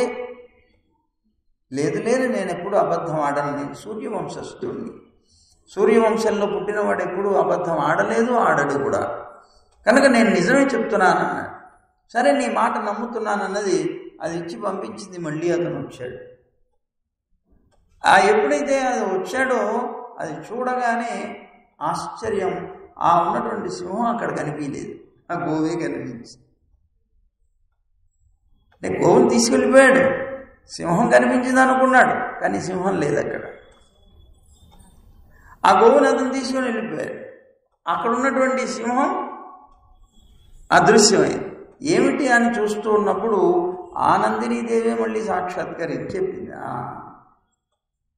ఏమీ లేదు, నిన్ను పరీక్షించడం కోసమే నేను ఇలా చేశాను, నువ్వు పరీక్షలో ఉత్తీర్ణుడు అయ్యావు. అంటే అర్థం ఏంటి? నీకు రక్షణ, నువ్వు రక్షించేటువంటిది ఏదైతే ఉన్నదో దానికోసం అని నీ ప్రాణాన్ని కూడా వదిలిపోయా. అంటే నా మీద అత్యంతమైనటువంటి ప్రీతితోటి శ్రద్ధతోటి చేస్తున్నావు. ఏదో నీకు సంతానం కలగాలి అనేటువంటి ఉద్దేశంతో చేయడం లేదు, నిజంగా నా మీద ప్రీతిని పొందినాం. లోకంలో మనం కూడా భగవంతుని పూజిస్తాం, తిరుమల వెళ్ళొస్తున్నాం, దేనికొందుకు వెళుతున్నాం? మన కోరికలు తీర్చుకోవడం కోసం వెళ్తున్నాం, మన లిస్టులన్నీ విన్నపం చేయడం కోసం వెళ్తున్నాం. అందుకనే భగవంతుడిని కూడా మనం సరిగా చూడం, ఎలా ఉన్నాడో చూడం, ఏ విధంగా ఉన్నాడో చూడం. ఇంటికి వచ్చిన తర్వాత ఎవరైనా భగవంతుడు ఎలా ఉన్నాడండి వెంకటేశ్వర స్వామి అంటే మా ఇంట్లో పటం ఉంది చూపిస్తానంటారు. ప్రయోజనం లేదు. మనకి ప్రేమ మన కోరికల మీద, అవి పరీక్షిస్తారనమాట. పరమాత్మ కూడా మనల్ని పరీక్షించేది అదే. నేను ఇచ్చేటువంటి కోరికల మీద నీకు ప్రేమ, నా మీద ప్రేమ. నిజంగా నా మీద నీకు ప్రేమ ఉన్నది అంటే నిన్ను తప్పనిసరిగా రక్షించడానికి నేను ముందుంటాను. అదే చెప్పింది గోవు. నీ సేవకి నేను చాలా సంతోషించానయ్యా, నన్ను రక్షించడం కోసం అని నీ ప్రాణాన్ని కూడా నువ్వు ఇవ్వడానికి సిద్ధపడ్డావంటే ఎంత ప్రేమతో చేస్తున్నావు సేవ అని నీకు సంతానం కలుగుతుంది అని ఆశీర్వదించిందిట ఆ గోవు. అందువల్ల గోవు సకల ఫలాలు కోరికల్ని తీస్తుంది. కామధేనువు కదా, ఏది కోరితే అదల్లా ఇవ్వగలుగుతుంది. ఆచార్యుడు కూడా అలాగే ఇవ్వగలుగుతాడు. ఎంత బాగా సేవ చేస్తే. ఏమండి, సేవ చేసి సకలమైనటువంటి లౌకికమైన ఫలాలు పొందినటువంటి వాళ్ళు ఎంతమంది ఉన్నారు లోకంలో. ఆ ఋషి పుంగువులైనటువంటి ఆచార్యులు ఉన్నారు చూసారా, ఆ ఆచార్యుల్లో బ్రహ్మ విద్యను పొందిన వారు ఉన్నారు. గురువు గారికి సేవ చేసి చేసి చేసి చేసి బ్రహ్మ విద్యను పొందాడు. శుక్రాచార్యుడి దగ్గరికి వెళ్ళి మన బృహస్పతి కుమారుడు అక్కడికి వెళ్ళి అతనికి సేవ చేసి బ్రహ్మ విద్య పొందాడు. అది బ్రహ్మ విద్య అంటే అదేంటి, మన సంజీవిని విద్య పొందాడు కచుడు అనేటువంటి వాడు. అలాగే దధీచి అనేటువంటి ఆయనకి సేవ చేసి అశ్విని దేవతలు బ్రహ్మ విద్య పొందారు. మహానుభావులైనటువంటి గురువులకి సేవ చేస్తే అద్భుతమైనటువంటి ఇది పొందినట్లు మనం చాలామందిని చూస్తున్నాం. సత్యకాముడు అనేటువంటి ఆయన ఉన్నాడు రఘువంశంలోనే. ఆయన ఒక ఆవుని 400 ఆవులుగా చేసేట. గురువుగారు ఏదో ఆయనకు ఒక గోవుని ఒప్పగించి తాను ఆశ్రమం నుంచి ఏదో పని మీద వెళ్ళారట. మళ్ళీ కొంతకాలం అయిన తర్వాత తిరిగి వచ్చారట. వచ్చేటప్పటికి ఒక గోవుని 400 గోవులుగా చేశారంటే సంతానం కలిగితే ఆ కలిగినటువంటి సంతానాన్ని అంతటిని జాగ్రత్త చేస్తూ ఏది నష్టపోకుండా గురువుగారికి ఉపయోగించాట. ఆ గురువుగారు ఎంతో పరమానంద భరితులయ్యారు. అలాగా ఆయనకి బ్రహ్మోపదేశం చేశారట ఇతను చేసినటువంటి ఈ సేవకి. ఏమండి, అలాగా చేసేటువంటి వారు ఎంతోమంది ఉంటారు, కనిపిస్తూ ఉంటారు లోకంలో అన్నారు. ఆ గోవుకి చేసినటువంటి సేవ ఎలాగో అలాగే ఆచార్యులకి చేసేటువంటి సేవ కూడా అంత గొప్పదై వారికి బ్రహ్మ విద్యను ఉపదేశింపచేస్తుంది. ఆచార్యవాన్ పురుషో వేద తస్య తావదేవ చిరం యావన్న విమోక్ష్యే అన్నారు. ఆచార్య సేవని చేసి వారి యొక్క ఉపదేశం వలన పరమాత్మ ఉపాసనని ఎవరైతే చేస్తారో వాళ్ళు చరమ దేహం అంటే చర్మదోహం అంటే చివరిగా శరీరాన్ని వదిలేసేటువంటి సమయంలో మోక్షమే పొందుతారు తప్ప ఇతరమైన ఫలాన్ని పొందరు అని చెప్తోంది ఉపనిషత్తు వాక్యం. కనుక అలాంటి గోవుకి సేవ చేసి ఎలాగైతే మోక్షాన్ని పొందారో అలాగే ఇక్కడ ఆచార్య సేవ వల్ల కూడా మోక్షం పొందుతారు అన్నారు. అలాగే భగవంతుడు అయితే సేవ చేస్తున్నామండి. ఆ గోవుని నేను రోజు పొద్దున్న నుంచి సాయంత్రం దాకా గోవుకి సేవ చేశాను, కానీ గోవుని చితకొట్టి పారేస్తున్నాను, దానికి కష్టం కలిగిస్తున్నాను, సుఖాన్ని కలిగించట్లేదు నా చేసేటువంటి సేవలో, దుఃఖాన్ని కలిగిస్తున్నాను. అది సేవ చేయడం కన్నా మహాపాపాన్ని ఇస్తుంది. సేవ ఎప్పుడు కూడా ఎలా ఉండాలి, ఆ గోవుకి ఆనందం కలగాలి. గురువుగారికి సేవ చేస్తున్నామంటే గురువుగారికి ఆనందం కలిగేలాగా చేయాలి. ముఖ వికాస హేతుభూతమైనది సేవ అంటే. వారి ముఖం వాడిపోకూడదు, కష్టాన్ని పోకూడదు. పడింది అంటే మనకి మామూలుగా వచ్చేటువంటి దానికన్నా డబల్ పాపం వస్తుంది. అందువల్ల సేవ చేయాలి. చేసేటువంటి సేవని శ్రద్ధగా భక్తితో ప్రీతితో చేయాలి. ఎక్కడా లోటు రాకుండా ఆచార్యులకి కష్టం కలగకుండా చేయాలి. అప్పుడే వస్తుంది. మరి గోవు కూడా అంతే కదా, మరి అదనమాట చేయవలసినటువంటిది అని చెప్తారు. అలాగే గోవు భగవంతుడి చేత కూడా సేవించబడుతుంది. మరి కృష్ణుడు గోవుని పూజ చేసేవాడు రోజు కూడా. ఆ కృష్ణుడికి శ్రీమద్ భాగవతంలో శ్రీకృష్ణుడి యొక్క దినచర్య చెప్పబడుతుంది.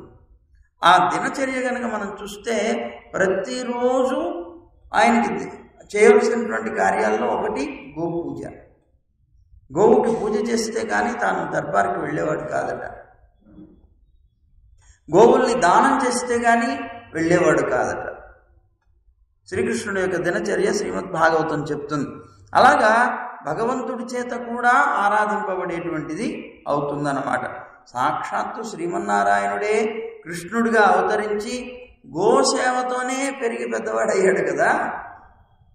అలాగే ఆచార్యులు కూడా భగవంతుని చేత సేవింపబడేవారు అవుతారు. మరి రామావతారంలో విశ్వామిత్రుని సేవించాడు, అలాగే కృష్ణావతారంలో సాందీపుడు అని చెప్పబడేటువంటి ఆయన్ని సేవించాడు, ఆయనకి సేవలు చేశాడు.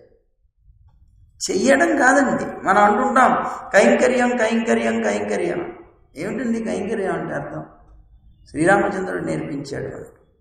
రామచంద్రుడు విశ్వామిత్రుడితో పాటు వెళ్తాడు యాగ సంరక్షణ కోసం. వెళ్ళిన తర్వాత అక్కడ ఉండేటువంటి మారీచ సుబాహుణ్ణి చంపేసి మారీచుడిని దూరంగా నెట్టిపాడేశాడు. అలా యజ్ఞాన్ని సంరక్షించాడు. రక్షించిన తర్వాత, సంరక్షణ అయిపోయిన తర్వాత ఆ శ్రీరామచంద్రుడు లక్ష్మణుడు విశ్వామిత్రుడు వెనకాల పడ్డారట. కిం కరవాణి కిం కరవాణి, ఆచార్య ఇంకా ఏం చేయమంటారు, ఇంకా ఏం చేయమంటారు, ఇంకా రామా నువ్వు చెప్పాను చేసావు కదా కాదు, ఇంకా ఏం చేయమంటారు.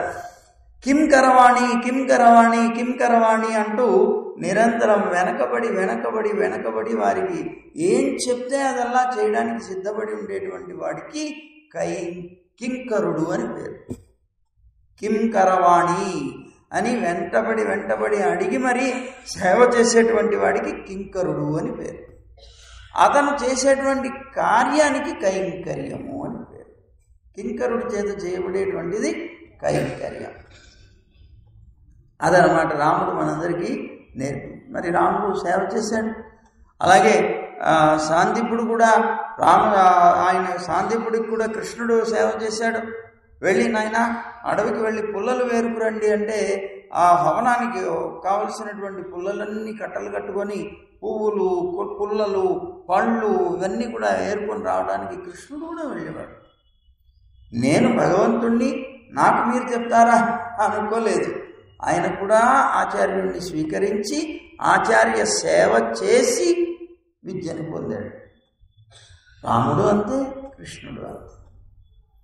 కనుక ఆచార్య సేవ వల్లనే మనం పొందుతాము అనేటువంటిది. ఆ గోవుని సేవించాడు, పరమాత్మ అంతటి వాడు సేవించాడు. ఆచార్యుడిని కూడా పరమాత్మ సేవించాడు అని చెప్తున్నారు అన్నమాట. అలాగే ఈ విధమైనటువంటి అనేక రకాలైనటువంటి గుణాలు గోవుకి సమానంగా ఆచార్యుడికి ఉంటాయి. అందువనే గోవుని ఆచార్యుడితో పోల్చారు అని అన్నారు.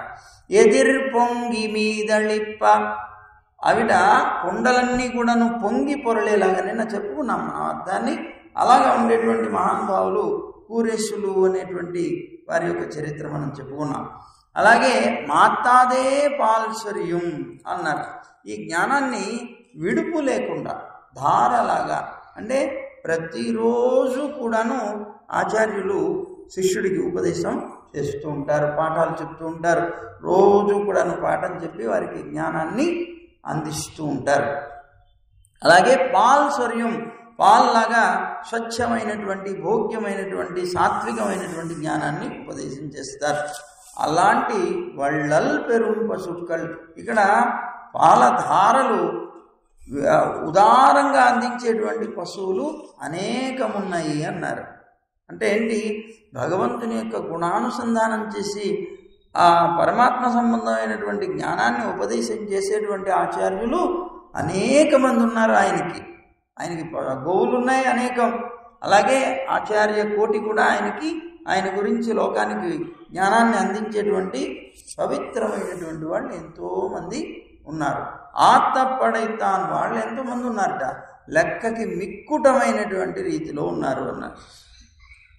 అలాంటి ఆచార్యులకి మగనే అన్నారు. అంటే విధేయుడైనటువంటి వాడా ఓ కృష్ణుడా అని చెప్పి ఉత్తముడయాయ్ అన్నారు. ఉత్తముడయాయ్ అంటే ఏంటి? దృఢమైనటువంటి ప్రమాణం చేత చెప్పబడేవాడా. దృఢమైనటువంటి ప్రమాణం ఏది లోకంలో? వేదం. వేదాన్ని మించిన ప్రమాణం ఇంకోటి ఏం లేదు. ఆ వేదం చేతనే చెప్పబడేటువంటి వాడు అని అన్నమాట. అందుకే మనకి బ్రహ్మసూత్రాలు అని వేదవ్యాసుడు అనుగ్రహించినటువంటి ఉన్నాయి. దాంట్లో ఒక సూత్రం ఉన్నది. ఏమిటది? శాస్త్రయోనిత్వాత్ అని. శాస్త్రం అంటే వేదం, ఆ వేదం యోని అంటే కారణం అన్నమాట. అంటే ఏంటి? జ్ఞాపకత్వేన కారణం యస్య సహా అన్నారు. అంటే ఏంటి? ఆ శాస్త్రం అనేటువంటి వేదం చేత తెలియబడేటువంటి వాడు అని అన్నమాట. అందుకే భగవద్గీతలో కూడా పరమాత్మ చెప్తారు కదా, వేదైశ్చ సర్వైరహమేవ వేద్య, అన్ని వేదాల చేత కూడా నేనే తెలియబడతాను అని చెప్తారు. అలాగే ఉత్తముడయా, దృఢమైనటువంటి ప్రమాణం కలిగినటువంటి వాడా అన్నారు. అలాగే ఉత్తముడయా అంటే ఇంకోటి ఆశ్రిత పక్షపాతం కలిగిన వాడు అని కూడా ఒక అర్థం చెప్తారు. అందుకనే ఆశ్రిత పక్షపాతం కలవాడు కనుకనే ప్రతిజానీహి ఓయ్ అర్జున కౌంతేయ ప్రతిజానీహి నమే భక్త ప్రణశ్యతి, నా భక్తుడెప్పుడు చెడడు అని నువ్వు ప్రతిజ్ఞ చేయవయ్యా అన్నాడు. అంటే తనను ఆశ్రయించినటువంటి భక్తుడికి చెడు కలగటం ఎప్పుడూ కూడాను ఆయన సహించలేడట. అందుకని ప్రతిజ్ఞ కూడా చేయించాడు అర్జునుడి చేత అన్నాడు. అలాగే ఆశ్రిత పక్షపాతం కలిగినటువంటి వాడా పెరియాయ్ అన్నారు. పెరియాయ్ అంటే హద్దు మీరినటువంటి స్వరూపం, గుణం, విభూతి ఇవన్నీ కూడా కలిగినటువంటి వాడు. ఆయన స్వరూపం హద్దు లేనటువంటిది. అందుకనే మనకి అణోరణీయాన్ మహతో మహీయాన్ అని చెప్తుంది ఉపనిషత్తు. అంటే అణువు కన్నా అణువైన వాడట, మహత్తు కన్నా మహత్తు అయినవాడు. పెద్ద వస్తువులు ఏదైనా ఉన్నాయనుకుంటే దానికన్నా పెద్దవాడట, చిన్న వస్తువులు ఏవైనా ఉన్నాయనుకుంటే వాటికన్నా చిన్నవాడట. అణువు కన్నా అణువు, మహత్తు కన్నా మహత్తు అయినటువంటి వాడు అని మనకి వేదం చెప్తుంది. అలాంటి వాడట పరమాత్మ. అలాగే ఉలగినిల్ తోత్తమాయ్, అలాంటి వాడు అయినటువంటి నువ్వు ఈ ఉలగిని ఈ లోకంలో వచ్చి తోత్తమాయి నిండ్రా, అందరికీ కూడాను దర్శనమిచ్చేలాగా ఉన్నటువంటి అంటే అవతరించినటువంటి అని. యథార్థంగా అయితే నమాంస చక్షురభివీక్ష్యతేతం అని. లోకంలో ఈ మాంస చక్షువులతో పరమాత్మను దర్శించలేం మనం. ఆయన పరమాత్మను దర్శించాలంటే ఏం చెప్తోంది శాస్త్రం? ఎలా దర్శించవచ్చు అని చెప్తోంది? ఏషోణురాత్మా చేతసా వేదితవ్యః, అణుస్వరూపుడైనటువంటి పరమాత్మ చేతసా మనస్సు చేతనే గ్రహించదగినటువంటి వాడు, దర్శింపదగినటువంటి వాడు. అలాంటి వాడిని ఈ చక్షువులతో మనం దర్శించలేం, మాంస చక్షువులతో దర్శించలేం. కానీ మాంస చక్షువులతో దర్శించగలిగేలాగా పరమాత్మ ఈ లోకంలో అవతరించి వచ్చి మనందరికీ కూడా దర్శనమిస్తున్నాడు అని అన్నారు. అయితే భగవంతుడు ఎందుకు అవతరిస్తున్నాడండి? పరిత్రాణాయ సాధూనాం వినాశాయ చ దుష్కృతాం ధర్మ సంస్థాపనార్థాయ సంభవామి యుగే యుగే అని. అంటే సాధువులను రక్షించడం కోసం, దుష్టులని శిక్షించడం కోసం. ఇప్పుడు ఈ రెండు కార్యాల్లో ప్రధాన కార్యం ఏదండి అని ప్రశ్న వచ్చింది. సాధు రక్షణం ప్రధానమా, దుష్ట శిక్షణం ప్రధానమా పరమాత్మకి? ఎందుకు వస్తున్నారు? ఈ రెండిట్లో ఏది ప్రధానం అంటే దుష్ట శిక్షణ ప్రధానం కాదయా, సాధు రక్షణమే ప్రధానం. అంటే అర్థం ఏమిటండి అంటే దుష్టుల్ని శిక్షించాలంటే భగవంతుడు అంతటి వాడు తనంతట తాను లోకంలోకి రావాల్సిన అవసరం లేదు. దుష్టుల్ని శిక్షించాలంటే తనకి డూప్లికేట్స్ చాలామంది ఉన్నారు, వాళ్ళందరినీ పంపించవచ్చు. అనేక మంది ఆయన కింద పనిచేసేటువంటి ఇంద్రుడిని పంపించవచ్చు, చంద్రుడిని పంపించవచ్చు, శివుణ్ణి, బ్రహ్మని, ఎవరినైనా పంపించి వాళ్ళందరినీ నాశనం చేయించవచ్చు తన శక్తి చేత. అవసరం లేదు, వాళ్ళు కూడా అవసరం లేదు. ఒక్కసారి కన్ను అలా అన్నాడంటే ప్రకృతి విలయతాండవం చేస్తుంది. అంతే, ఒక సునామీ వచ్చి పడిందంటే మొత్తం సర్వనాశనం అయిపోతుంది. ఓ పెద్ద భూకంపం వచ్చిందంటే సర్వనాశనం అయిపోతుంది. అంటే అర్థం ఏమిటి? భగవంతుడి యొక్క సంకల్ప మాత్రం చేతనే నాశనం కావచ్చు. అందుకని దుష్ట శిక్షణ కోసం భగవంతుడు అవతరించి రావాల్సినటువంటి అవసరం లేదయా అన్నారు పెద్దలు. మరి దేనికండి? సాధురక్షణం కోసం రావాలి అన్నారు. అంటే సాధువులంటే ఎవరండి అసలు అని ఒక సందేహం వచ్చింది. సాధువులంటే మనకి భగవద్ రామానుజులు చెప్తారు గీతా భాష్యంలో, మద్దర్శనాదృతే స్వాత్మధారణ పోషణాదికం అలభమానా క్షణమాత్ర కాలం కల్పసహస్రం మన్వానాః వైష్ణవాగ్రేసరాః తే తావత్ ప్రసిద్ధిల సర్వగాత్రాః భవేయురితి మత్స్వరూప రూప గుణ చేష్టిత అవలోకన ఆలాపనాది దానేన తేషాం పరిత్రాణాయ. వాళ్ళని రక్షించడం కోసం వస్తారట. వాళ్ళు ఎవరండి సాధువులు అంటేట, నన్ను చూడకపోతే, నన్ను స్మరించకపోతే తమ యొక్క శరీరాన్ని ధరించడం కూడా చేయలేరు వాళ్ళు. నన్ను స్మరించకపోతే, నేను భగవంతుణ్ణి స్మరించకపోతే బతకలేను అనేటువంటి రీతి. మనమైతే ఏంటండి, మనకు పేరున్నది. ఏం పేరు? అన్నగత ప్రాణులు అని. మనకి సాపాటు లేకపోతే బ్రతకలేము. కానీ సాధువులకి భగవంతుడి యొక్క నామస్మరణం లేకపోతే బతకలేరు. అందుకే நம்மாழ்வார்లనే ఆళ్వార్లు అంటారు, ఉண்ணும் சோறும் பருவு நீர் தின்னும் வெத்திலையும் எல்லாம் కണ്ണన్ కണ്ണన్ కണ്ണనిరే. అంటే తినే తిండి, తాగే నీరు, అనుభవించే భోగ్య పదార్థాలు అన్నీ కూడా నాకు కృష్ణుడే. లోకంలో అన్నీ వేరువేరుగా అందరికీ ఉంటాయి. తినే తిండి వేరు, తాగే అంటే తినే తిండి అంటే అర్థం ఏంటి? ఆ తిండి ఏం చేస్తుంది? దానికి పోషకం అని పేరు. అది మన శరీరాన్ని పోషిస్తుంది, వృద్ధి పొందిస్తుంది. సాపాటు లేకపోతే శరీరం కృషించిపోతుంది. అదే భోజనం చేస్తే మళ్ళీ వృద్ధి పొందుతుంది. అందువల్ల పోషకము అంటారు సాపాటు భోజనాన్ని. మరి నీరు ధారక అంటారు. ధారకం అంటే ప్రాణాన్ని ధరింపచేస్తుందట. మీరు సాపాటు లేకుండా వారం రోజులు ఉండగలరు, కానీ నీరు లేకపోతే బతకలేరు. అంటే నీరు ప్రాణాన్ని ధరింపచేస్తుంది కనుక దానికి ధారకం అని పేరు. ఆహారానికి పోషకము, దీనికి ధారకము. మిగిలినటువంటివి ఉన్నాయి చూడండి, ఈ రెండు ప్రధానం. మిగిలినవన్నీ కూడా భోగాలు. ఇప్పుడు సాపాటు చేసిన తర్వాత మీరు ఆకు, ఒక్క, కిళ్ళి, లేకపోతే ఇంకోటి నవ్వుతారు. ఏమిటది? భోగం. అది అలాగా భోగాలు అనేక రకాలైనటువంటి చందనాదులో, లేకపోతే ఇంకోటో ఏవో రకరకాలు. లోకంలో అందరికీ వేరువేరుగా ఉంటాయి.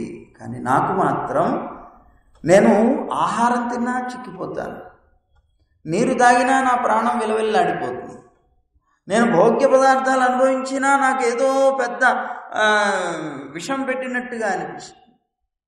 అదేమిటండి, లోకంలో అందరికీ ఆనందం కలుగుతుంది, నాకు వాటి వల్ల ఏమీ ప్రయోజనం లేదు. మరి మీకు ఇవన్నీ ఎట్లా కలుగుతాయి అంటే, కണ്ണన్ కണ്ണన్ కണ്ണన్ కృష్ణ కృష్ణ కృష్ణ అనేటువంటి నామాన్ని నేను ఉచ్చరిస్తే చాలు, నా ఆకలి తీరిపోతుంది, నా దాహం తీరిపోయి నా ప్రాణం నిలబడుతుంది, నాకు అదే భోగ్యమైపోతుంది. ఎంత మధురమో ఎంత మధురమో కీర్తనలు చేస్తుంటారు కదా, కృష్ణ నీ నామం ఎంత మధురమో అంటుంటారు. ఏమిటండి మధురం? దాంట్లో ఏమైనా తేనెలు ఊరుతున్నాయా అంటే నిజంగానే ఆ నామాన్ని ఉచ్చరిస్తే అంత భోగ్యత కలుగుతుంది. நம்மாழ்వార్లు ఆ మాట అంటారు. అదిట యథార్థంగా మనకు కావాల్సింది. అందుకని ఇక్కడ ఏమంటున్నారట, మద్దర్శనాదృతే, నా దర్శనం చేసుకోకపోతే స్వాత్మ ధారణ పోషణాధికం అలభమాన, వారికి ఆ రోజు తినబుద్ధి కాదు, తాగబుద్ధి కాదు. చూడండి, ప్రేమ అధికంగా ఉన్నప్పుడే కలుగుతుంది. ఇప్పుడు మీ పిల్లలు, మీరని కాదనుకోండి, ఒక తల్లి, ఆ తల్లికి ఒక పిల్లవాడు ఉన్నాడు, ఈ పిల్లవాడు మారుపడ్డాడు, కిడ్నాప్ చేయబడ్డాడు. ఆ తల్లి తింటుందా? సాపాటు చెయ్యి అని అన్నారనుకోండి, నాకు చేయాలనిపించట్లేదు, మనసు చెరవట్లేదు. ఎందుకని? తనకిష్టమైనటువంటి వ్యక్తి ఒక క్షణం కనిపించకపోయినా మనస్సు తట్టుకోలేక భోగ్యమై రోజు అది లేకపోతే నేను బ్రతకలేను అనుకునేటువంటి ఆహారాన్ని కూడా తీసుకోవడానికి ఇష్టం. అంటే అర్థం ఏంటి? దానికన్నా భోగ్యమైనటువంటి వ్యక్తి ఈ వ్యక్తి. అలాగే మనకి పరమాత్మ కనుక భోగ్యమైనటువంటి వ్యక్తి అవుతే ఈ లోకంలో ఉండేవన్నీ కూడాను మనకి తుచ్చములు, గట్టి పరకల్లాంటి.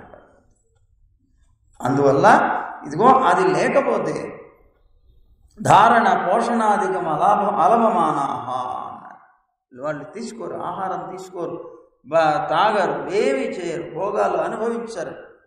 పరమాత్మ యొక్క నామం ఒక్కసారి స్మరించకపోయినా, ఆయన్ని దర్శించకపోయినా అది భక్తి అంటే. ఆ వాళ్ళు సాధువులని చెప్పబడతారు. క్షణమాత్ర కాలం కొని ఈ క్షణం ఆయన్ని దర్శనం చేసుకోనటువంటి ఆ క్షణంట ఎలా ఉంటుందట? కల్పసహస్రం మన్వానాహ, కల్పసహస్రం 1000 కల్పాలతో సమానంగా భావిస్తారు. అబ్బా నిన్ను చూడాలి నేను ఎంత తప్పించిపోయాను రా బాబు. గడుస్తున్న ప్రతి క్షణం కూడా ఒక యుగాలుగా అయిపోయాయి అంటూ ఉంటారు. చూసారా, లోకంలో మనుషుల మీద ప్రేమ లేండి ఇదంతా. అలాగే పరమాత్మ మీద నీకు కలగాలి. ఎప్పుడైతే ఆయన్ని చూడకపోతే నా మనసు తట్టుకోలేక ఆయన్ని దర్శించినటువంటి కాలం యుగాలు గడిచింది, క్షణమే. కానీ యుగాలు గడిచిపోయినట్లుగా భావించగలిగేటువంటి వాళ్ళు వైష్ణవాగ్రేసరాహ, వాళ్ళు వైష్ణవాగ్రేసరులు అని అంటారు. తే తావత్ ప్రసిద్ధిల సర్వగాత్రాహ భవేయురుతి అన్నారు. అంటే వాళ్ళ యొక్క శిథిలమైపోయినటువంటి దేహము, ఇంద్రియము ఏవైతే ఉన్నాయో వాటితో కూడుకుని ఉంటారట వాళ్ళు. అంటే అర్థం ఏంటి? వాళ్ళ యొక్క మనస్సు పనిచేయదు, వాళ్ళ శరీరం కృషించిపోతుంది. భగవంతుని స్మరించకపోయినా, ఆయన్ని దర్శించకపోయినా అలా బాధపడుతూ సహించలేక జీవించేటువంటి మహానుభావులు ఉన్నారే, వాళ్ళు సాధువులంటే. ఏమన్నా మనం కొద్దిసేపు సంకీర్తనం చేసేసి మహాసాధువులం అనుకుంటాం. మనం సాధువు అంటే అది కావాల్సింది. పరమాత్మ యొక్క అత్యంతమైనటువంటి ప్రీతి కలిగి ఆయన్ని చూడకపోతే, ఆయన్ని స్మరించకపోతే ఆహారం మీద రుచి పుట్టదు, తాగుడు మీద, మంచి తీర్థాల మీద లేదా ఏదైనా రసవత్ పదార్థాల మీద రుచి కలగదు అనేటువంటి రీతిలో బ్రతకగలిగినప్పుడు మిమ్మల్ని మీరు కూడా సాధువులు అనుకోవచ్చు. అది కావాలట. అందువల్ల ఇక్కడ ఏమంటున్నారు? సాధు పరిత్రాణమే చాలా ప్రధానమైనది. అలాంటి వారు సాధువులు. ఆ సాధువులు ఏం కోరుకుంటారు అంటే ఆ పరమాత్మని దర్శించాలి, ఆ పరమాత్మతో మాట్లాడాలి, ఆ పరమాత్మని స్పృశించాలి, ఆయన్ని ఆలింగనం చేసుకోవాలి. ఇలాంటి కోరికలన్నీ కోరుకుంటారు. ఏమండి, అలా కోరుకునేటువంటి సాధువుల దగ్గరికి తన డూప్లికేట్లను పంపించగలడా? తానే తప్పనిసరిగా రావాలి. దుష్ట శిక్షణకైతే ఆయన రావాల్సిన అవసరం లేదు, ఎలాగైనా చేసేయగలడు. కానీ సాధువుల్ని రక్షించాలంటే వాళ్ళు కోరుకునేది స్వయంగా ఆయనతో, ఆయన దర్శనం, ఆయన స్పర్శనం, ఆయనతో ఆలాపనం, అంటే ఆయన మాట్లాడడం, ఆయన ఆలింగనం. ఆయన ఉంటే తప్ప ఇవన్నీ సాధ్యం కావు. కనుక భగవంతుడి యొక్క అవతారం దేనికోసము? సాధు పరిత్రాణం కోసమే అని మన పెద్దలంతా కూడా నిర్ణయం చేస్తారు. అలాగా ఉలగినిల్ తోత్తమాయి నింద్ర, ఈ లోకంలో అవతరించవయా నింద్ర సుడరే, ఓ ప్రకాశవంతమైనటువంటి వాడా అని పరమాత్మని అంటూ తుయిలేషాయి అన్నారు. అంటే ఇంకా నిద్రలే అన్నారు. మాతారు నక్కు వలితొలైందు వాసర్కన్ ఆతాదు వందు ఉన్నడి పనియుమా పోలే ఒత్తియాం వందోంపు విழுందు అన్నారు. అంటే నీకు మంగళాశాసనం చేసుకోవడం కోసం మేము వచ్చామయ్యా, నువ్వు ఒక్కసారి ఆ పక్క మీద నుంచి లేచి మమ్మల్ని అనుగ్రహించు అని ప్రార్థించారు. నిన్నటి పాసురం పూర్తయింది. ఇక ఇవాల్టి పాసురంలోకి వస్తే, ఇవాల్టి పాసురం అహంకార నాశనానికి సంబంధించింది. అహంకారం అనేటువంటిది నశించిపోయినటువంటి వాళ్ళు ఆయన పాదాల దగ్గర పడతారు అని. దానికి సంబంధించినటువంటి పాసనం చెప్తోంది మన అమ్మ. ఇక్కడ 2 రకాలైనటువంటి జీవులు ఉంటారట లోకంలో, బాణజితులు, గుణజితులు అని. బాణజితులు అంటే ఏమిటి? బాణాల చేత ఓడిపోయేటువంటి వాళ్ళు. గుణజితులు అంటే అర్థం ఏంటి? గుణాల చేత ఓడిపోయేవారు అన్నమాట. బాణాలకి ఓడిపోయేవారు రాజులు, గుణాలకి ఓడిపోయేవారు దాసులు. ఏమండి, అలాగా గుణాల చేత ఓడిపోయినటువంటి వాళ్ళు ఎవరైనా ఉన్నారా? లక్ష్మణస్వామి ఉన్నాడు. లక్ష్మణస్వామి, ఆ లక్ష్మణస్వామి రాముడు ఇద్దరు కూడాను కలిసి సీతమ్మని వెతుకుతూ వస్తున్నారు. అదిగో ఋష్యముఖ పర్వతం మీద ఉన్నటువంటి సుగ్రీవుడు చూశాడు. వీళ్ళిద్దరూ చూస్తే మునివేషధారులాగా ఉన్నారు, కానీ నాకెందుకో సందేహం కలుగుతోంది, వాలి ఏమన్నా పంపించాడేమో గూఢచారుల్ని అని. అందుకని హనుమంతుడిని పిలిచాడు. హనుమంత, నువ్వు వెళ్ళవయ్యా, హనుమాను అక్కడికి వెళ్ళి వాళ్ళెవరో తెలుసుకొనిరా, వాళ్ళు గూఢచారులా లేదా నిజంగా ముని పురుషులా, అసలు ఏమిటి కనుక్కొనిరా అని పంపించాడు.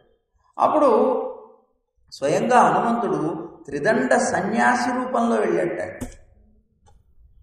త్రిదండ సన్యాసి రూపంలో అక్కడికి వెళ్ళి వారిని పలకరించాట.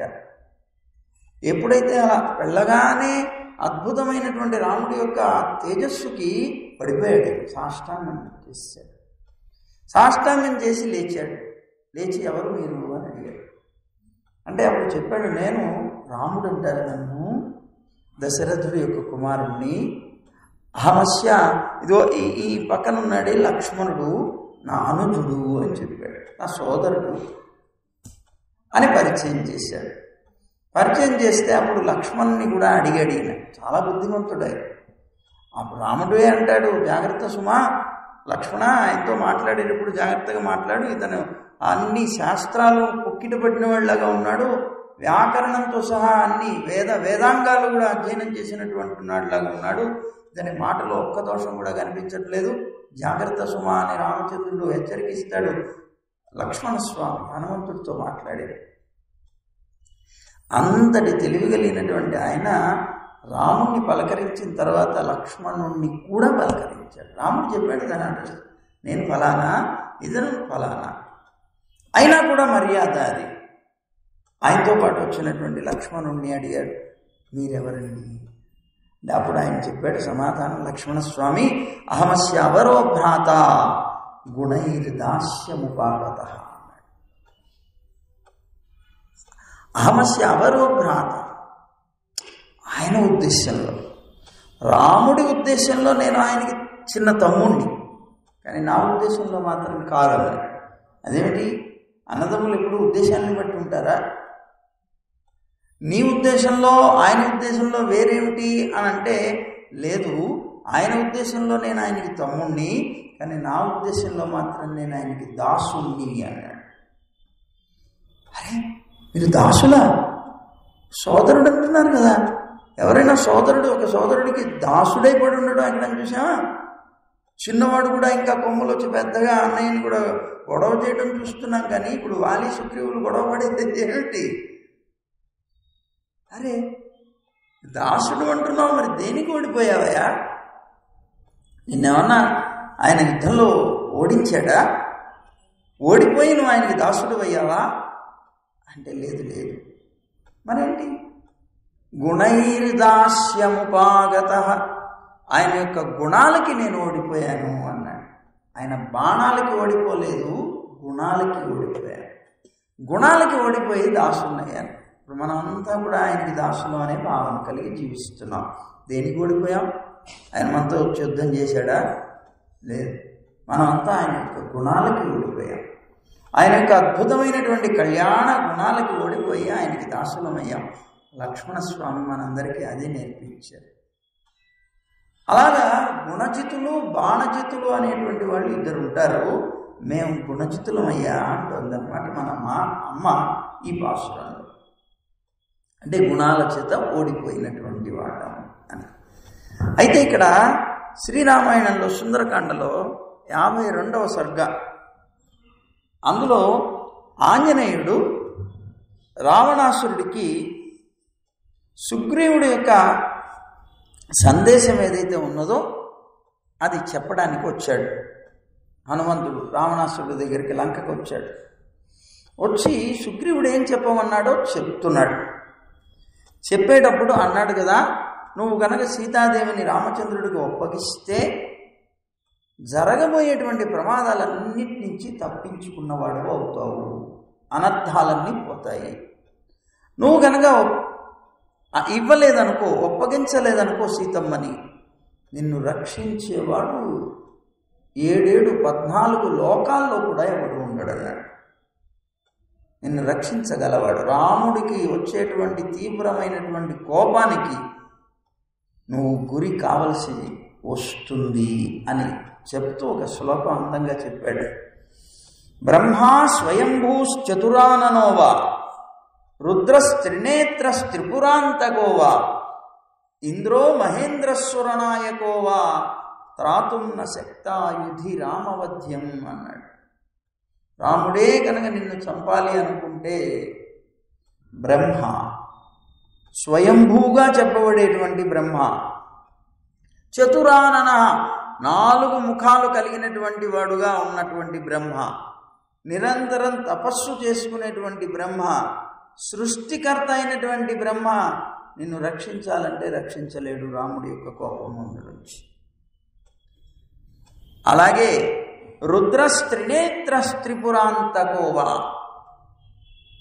3 పట్టణాలని నాశనం చేశాడు. త్రిపురాలని నాశనం చేసినటువంటి వాడయి, మహాపరాక్రమవంతుడుగా లోకంలో ప్రసిద్ధి పొందినటువంటి వాడై, 3 నేత్రాలు కలిగినటువంటి వాడై, రుద్రుడుగా కీర్తింపబడినటువంటి వాడైనా సరే రాముడు కనుక నిన్ను చంపాలి అనుకుంటే రక్షించలేడు. ఇంద్రో మహేంద్ర స్వరనాయకోవా దేవతలందరికీ నాయకుడై, మహదైశ్వర్యానికి అతను నాయకుడై, మహేంద్రుడిగా చెప్పబడి, ఇంద్రుడిగా లోకంలో కీర్తింపబడి, త్రిలోకాధిపతిగా ఉన్నటువంటి ఇంద్రుడు కూడా రాముడు కనుక కోపం తెచ్చుకొని నిన్ను చంపాలనుకుంటే రక్షించలేడు. త్రాతుం నశక్తాయుధి రామవధ్యం. రాముడు నిన్ను చంపుతుంటే రక్షించగలవాడు ఎవ్వడు కూడా కనుక జాగ్రత్త. సుగ్రీవుడు ముందు ఒక సమాచారం నీకు ఇవ్వమన్నాడు. నీ ప్రాణాన్ని నువ్వు కాపాడుకోవాలి అంటే సీతమ్మని ఒప్పగించి, లేదా చావడానికి సిద్ధంగా ఉండు, నిన్ను రక్షించగలవాడే ఎవ్వడు లేడు అని చెప్పాడు. అలాంటి గొప్ప పరాక్రమం కలిగినటువంటి వాడు పరమాత్మ. లోకంలో ఎవ్వరూ ఆయన్ని జయించలేరు. మరి అందుకే కదండి ఆయన్ని జయించలేరు, ఆయన ఉన్నటువంటి పట్టణాన్ని జయించలేరు. అందుకే ఆ పట్టణానికి పేరేమొచ్చింది? అయోధ్య. యోద్ధుం అశక్య, జయించ శక్యము కానటువంటిది. అలాంటి అద్భుతమైనటువంటి ఆ రాముడి యొక్క పరాక్రమాన్ని, వీరత్వాన్ని ఒక పక్క చెప్తూనే, నువ్వు బాణాల చేత వాళ్ళందరినీ జయించావు, కానీ నేను గుణాల చేత నీకు ఓడిపోయి నీ దగ్గరకు వచ్చి శరణాగతి చేస్తున్నానయ్యా అంటున్నది మన అమ్మ. అదేమిటో పాసురం అనుసంధానం చేసుకొని చూద్దాం. అంకణ్ మాన్యాలత్తర్ அரசர் அபிமான பங்கமாய் வந்து நின் பள்ளிக்கட்டில் கீழே செங்கமிருப்பார் போல் வந்து தலை பெய்தோம் கிண்கிணிவாய் செய்த தாமரை பூ போலே செங்கண் சிரிச்சிறிதே எம்மேல் விழியாவோ திங்களும் ஆதித்யனும் எழுந்தார் போல் அம் கண்ணிரண்டும் கொண்டு எங்கள் மேல் நோக்குதியேல் எங்கள் மேல் శాపం ఇషిందు ఏలోరెంబావాయ్ అంటున్నారు. అంకణ్మాన్యాలత్తరసర్ అభిమానభంగమాయ్ వందు నిన్ పళ్ళి కట్టిల్ కీషే అన్నారు. అంకణ్మాన్యాలత్తరసర్ అంటున్నారు. అంటే సుందరమైనటువంటి ప్రదేశాలు. అంటే సుందరం, సుందరమైనటువంటి ప్రదేశాలు కలిగినటువంటి గొప్పదైనటువంటి భూమిని ఏలుకునేటువంటి రాజులు ఉన్నారే, ఆ రాజులందరూ కూడా అన్నారు. అంటే అర్థం ఏంటి? ఆ రాజులందరూ కూడా తమని నీకన్నా తక్కువగా భావించేటువంటి తత్వం కలిగినటువంటి వారు కారు. అందుకనే శిశుపాలుడు నీతో సమానంగా భావించాడు. హిరణ్యకశిపుడు నేనే భగవంతుడిని, అతను భగవంతుడే కాదన్నాడు. ఇంకా మిగిలినటువంటి రాక్షసులు, అసురులైనటువంటి వాళ్ళందరూ కూడా తమని తాము భగవంతుడిగా ప్రకటించుకున్నారు. రాజులు కూడా అంతే. వాళ్ళని గొప్పగా భావించుకొని జీవనం సాగించినటువంటి వాళ్ళు అయి ఉన్నారు. ఈశ్వర సర్వభూతానాం అని చెప్పినటువంటి నీ యొక్క మాటని తిప్పికొట్టి ప్రయత్నం చేశారు. అంటే పరమాత్మ ఏమంటున్నాడు? లోకంలో ఉండేటువంటి సకల భూతాలకి కూడా ఈశ్వరుణ్ణి నేనే. ఈశ్వరుడు అంటే శాసించువాడు అని అర్థం. నేనే శాసించేటువంటి వాడిని అందరినీ కూడా. ఈశ్వరోహం అని చెప్పినటువంటి వాడు పరమాత్మ. అందుకనే మనకి వేదం ఏం చెప్తుంది? స్వత్వం ఆత్మని సంజాతం స్వామిత్వం బ్రహ్మణి స్థితం అని చెప్తుంది. స్వామిత్వం అనేటువంటిది బ్రహ్మణి పరమాత్మ యందు స్థితం ఉన్నది అని చెప్పింది. మరి మనలో ఏమున్నదండి అంటే స్వత్వం, సొమ్ము అవ్వటం మనకి ఉన్నది. మనం సొమ్ము అవుతున్నాం, పరమాత్మ స్వామి అవుతున్నాడు అని చెప్తున్నది మనకి శాస్త్రం కూడా. అందువల్ల అలాంటి పరమాత్మకి చేరినటువంటి వాళ్ళై, సొత్తుగా ఉండవలసినటువంటి వాళ్ళైనా కూడా అహంకరించేటువంటి వ్యక్తులు తమని తాము ఈశ్వరుడని భావిస్తూ ఉంటారు లోకంలో అని అన్నారు. చాలా భయంకరమైనటువంటి రోగాలు ఉండే అహంకారం, మమకారం. ఈ రెండు కూడాను మనని సర్వనాశనం చేస్తూ ఉంటాయట. అంటే లోకంలో చీమ యొక్క అహంకారం చీమకుంటుందిట, బ్రహ్మ యొక్క అహంకారం బ్రహ్మంతా ఉంటుందిట. చీమ అంత అహంకారం చీమకుంటుంది. అది చూడండి, టకటకటకటక పరిగెత్తి వెళ్తుంది. వెళ్ళి చెయ్యటు పెట్టామనుకో కటక్కన గుర్చేసి పోతుంది. నాకు అడ్డొస్తావా అని. చతుర్ముఖ బ్రహ్మకి ఉండేంత అహంకారం ఉంటుంది. మరండి గ్రామానికి ఉండేంత అహంకారం గ్రామానికి ఉంటుందిట. అదేమిటండి? మీరు ఎప్పుడైనా గోదావరి జిల్లాలో నరసాపురం అనే ఒక గ్రామం, ఆ నరసాపురం గోదావరి ఉంది. ఆ గోదావరికి ఆవలి ఒడ్డు ఒక పేరున్నది. ఏమిటది? సఖినేటిపల్లి అని ఒక ఊరు. సఖినేటిపల్లి అని గ్రామం. ఒకసారి ఒక హరికథకుడు ఆ గ్రామానికి వచ్చాడు. ఆ గ్రామానికి వచ్చి వీళ్ళకి హరికథ చెప్తూ వీళ్ళందరినీ కూడాను చాలా ఆనందపరచాలి, వాళ్ళకి ఇష్టమైనటువంటి మాటలు చెప్పి వాళ్ళని ఆనందపరచాలి అనేటువంటి భావనతోటి, అబ్బాయి మీకు ఒక రహస్యం చెప్తాను ఈవేళ అన్నాడు. ఏమిటండి ఈ రహస్యం అన్నారు గ్రామస్తులందరూ. మీ ఊరికి ఈ పేరు ఎలా వచ్చిందో నేను చెప్తానన్నాడు. అబ్బా చెప్పండి స్వామి అన్నాడు. వెంటనే ఈయన చెప్పేట హరికథ చెప్తూ రాముడు, సీత, లక్ష్మణుడు ముగ్గురు కూడా కలిసి వనవాసానికి వచ్చారయా. ఆ వనవాసానికి వచ్చినప్పుడు ఆ వనవాసం చేస్తూ అదిగో ఈ గోదావరి తీరానికి వచ్చారు. గోదావరిని దాటారు. దాటిన తర్వాత ఒడ్డుకి చేరినప్పుడు రాముడు అన్నాడు, చీకటి పడిపోయింది కదా సీత, నేటిపల్లి అన్నాడు. సఖీ అన్నమాట. సీత అంటే సఖీ, నేటిపల్లి అన్నాడు. అంటే ఓ సఖీ, ఈవేళ విశ్రాంతి తీసుకోవలసినటువంటి పల్లె ఇది అని రాముడు అన్నాడయ్యా. అందుకనే మీకు ఊరికి ఆ పేరు వచ్చింది, సఖి నేటి పల్లి అని వచ్చింది అన్నాడు. అబ్బా, ఎంతో ఆనందపడిపోయారు.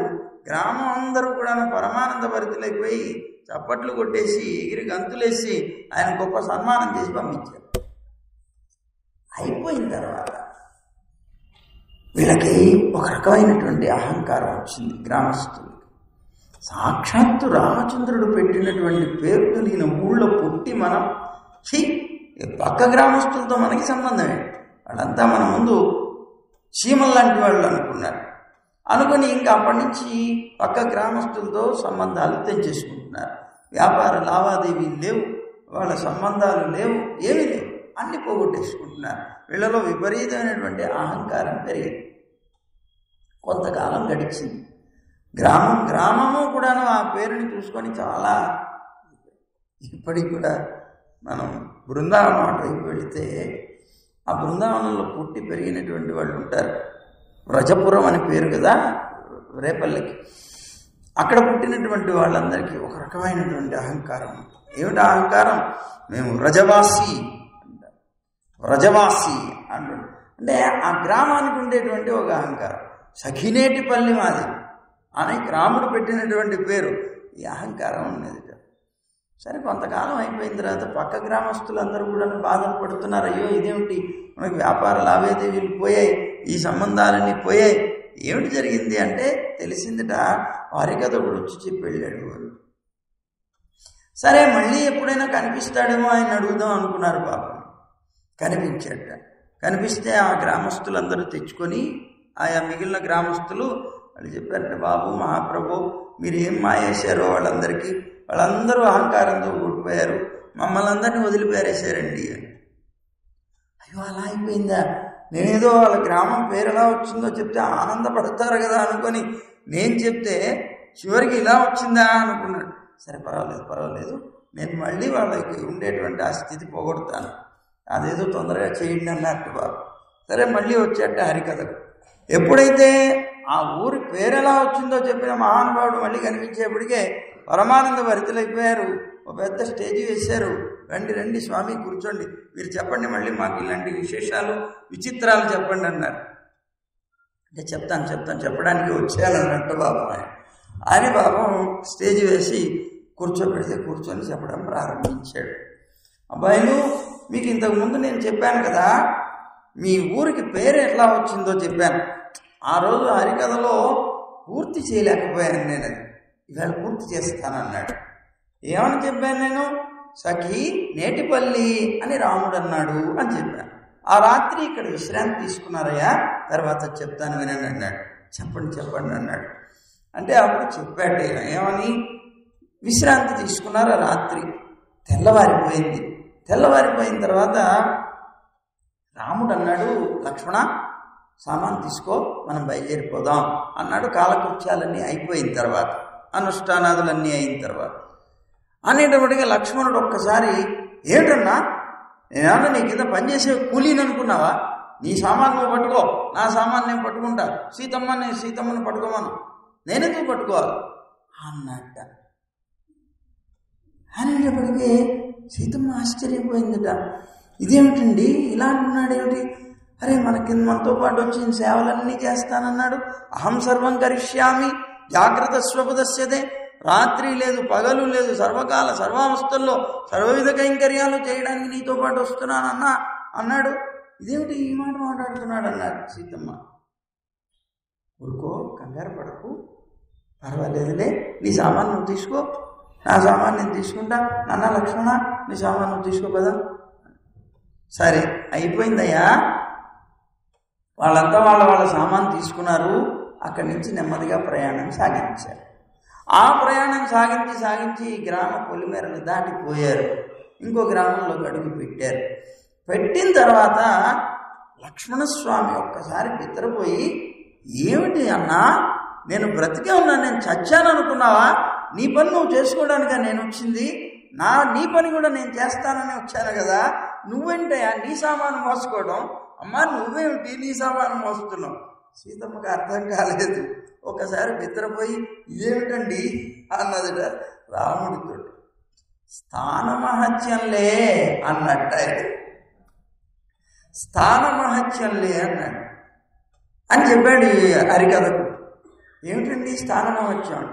ఆ స్థానంలో ఉన్న వాళ్ళందరికీ అహంకారం ఎక్కువ ఉంటుంది అన్నాడు. అయ్య బాబాయ్, మనందరికీ కూడా అదే పట్టింది ఇప్పుడు అని వాళ్ళందరికీ తెలివి వచ్చిందిట.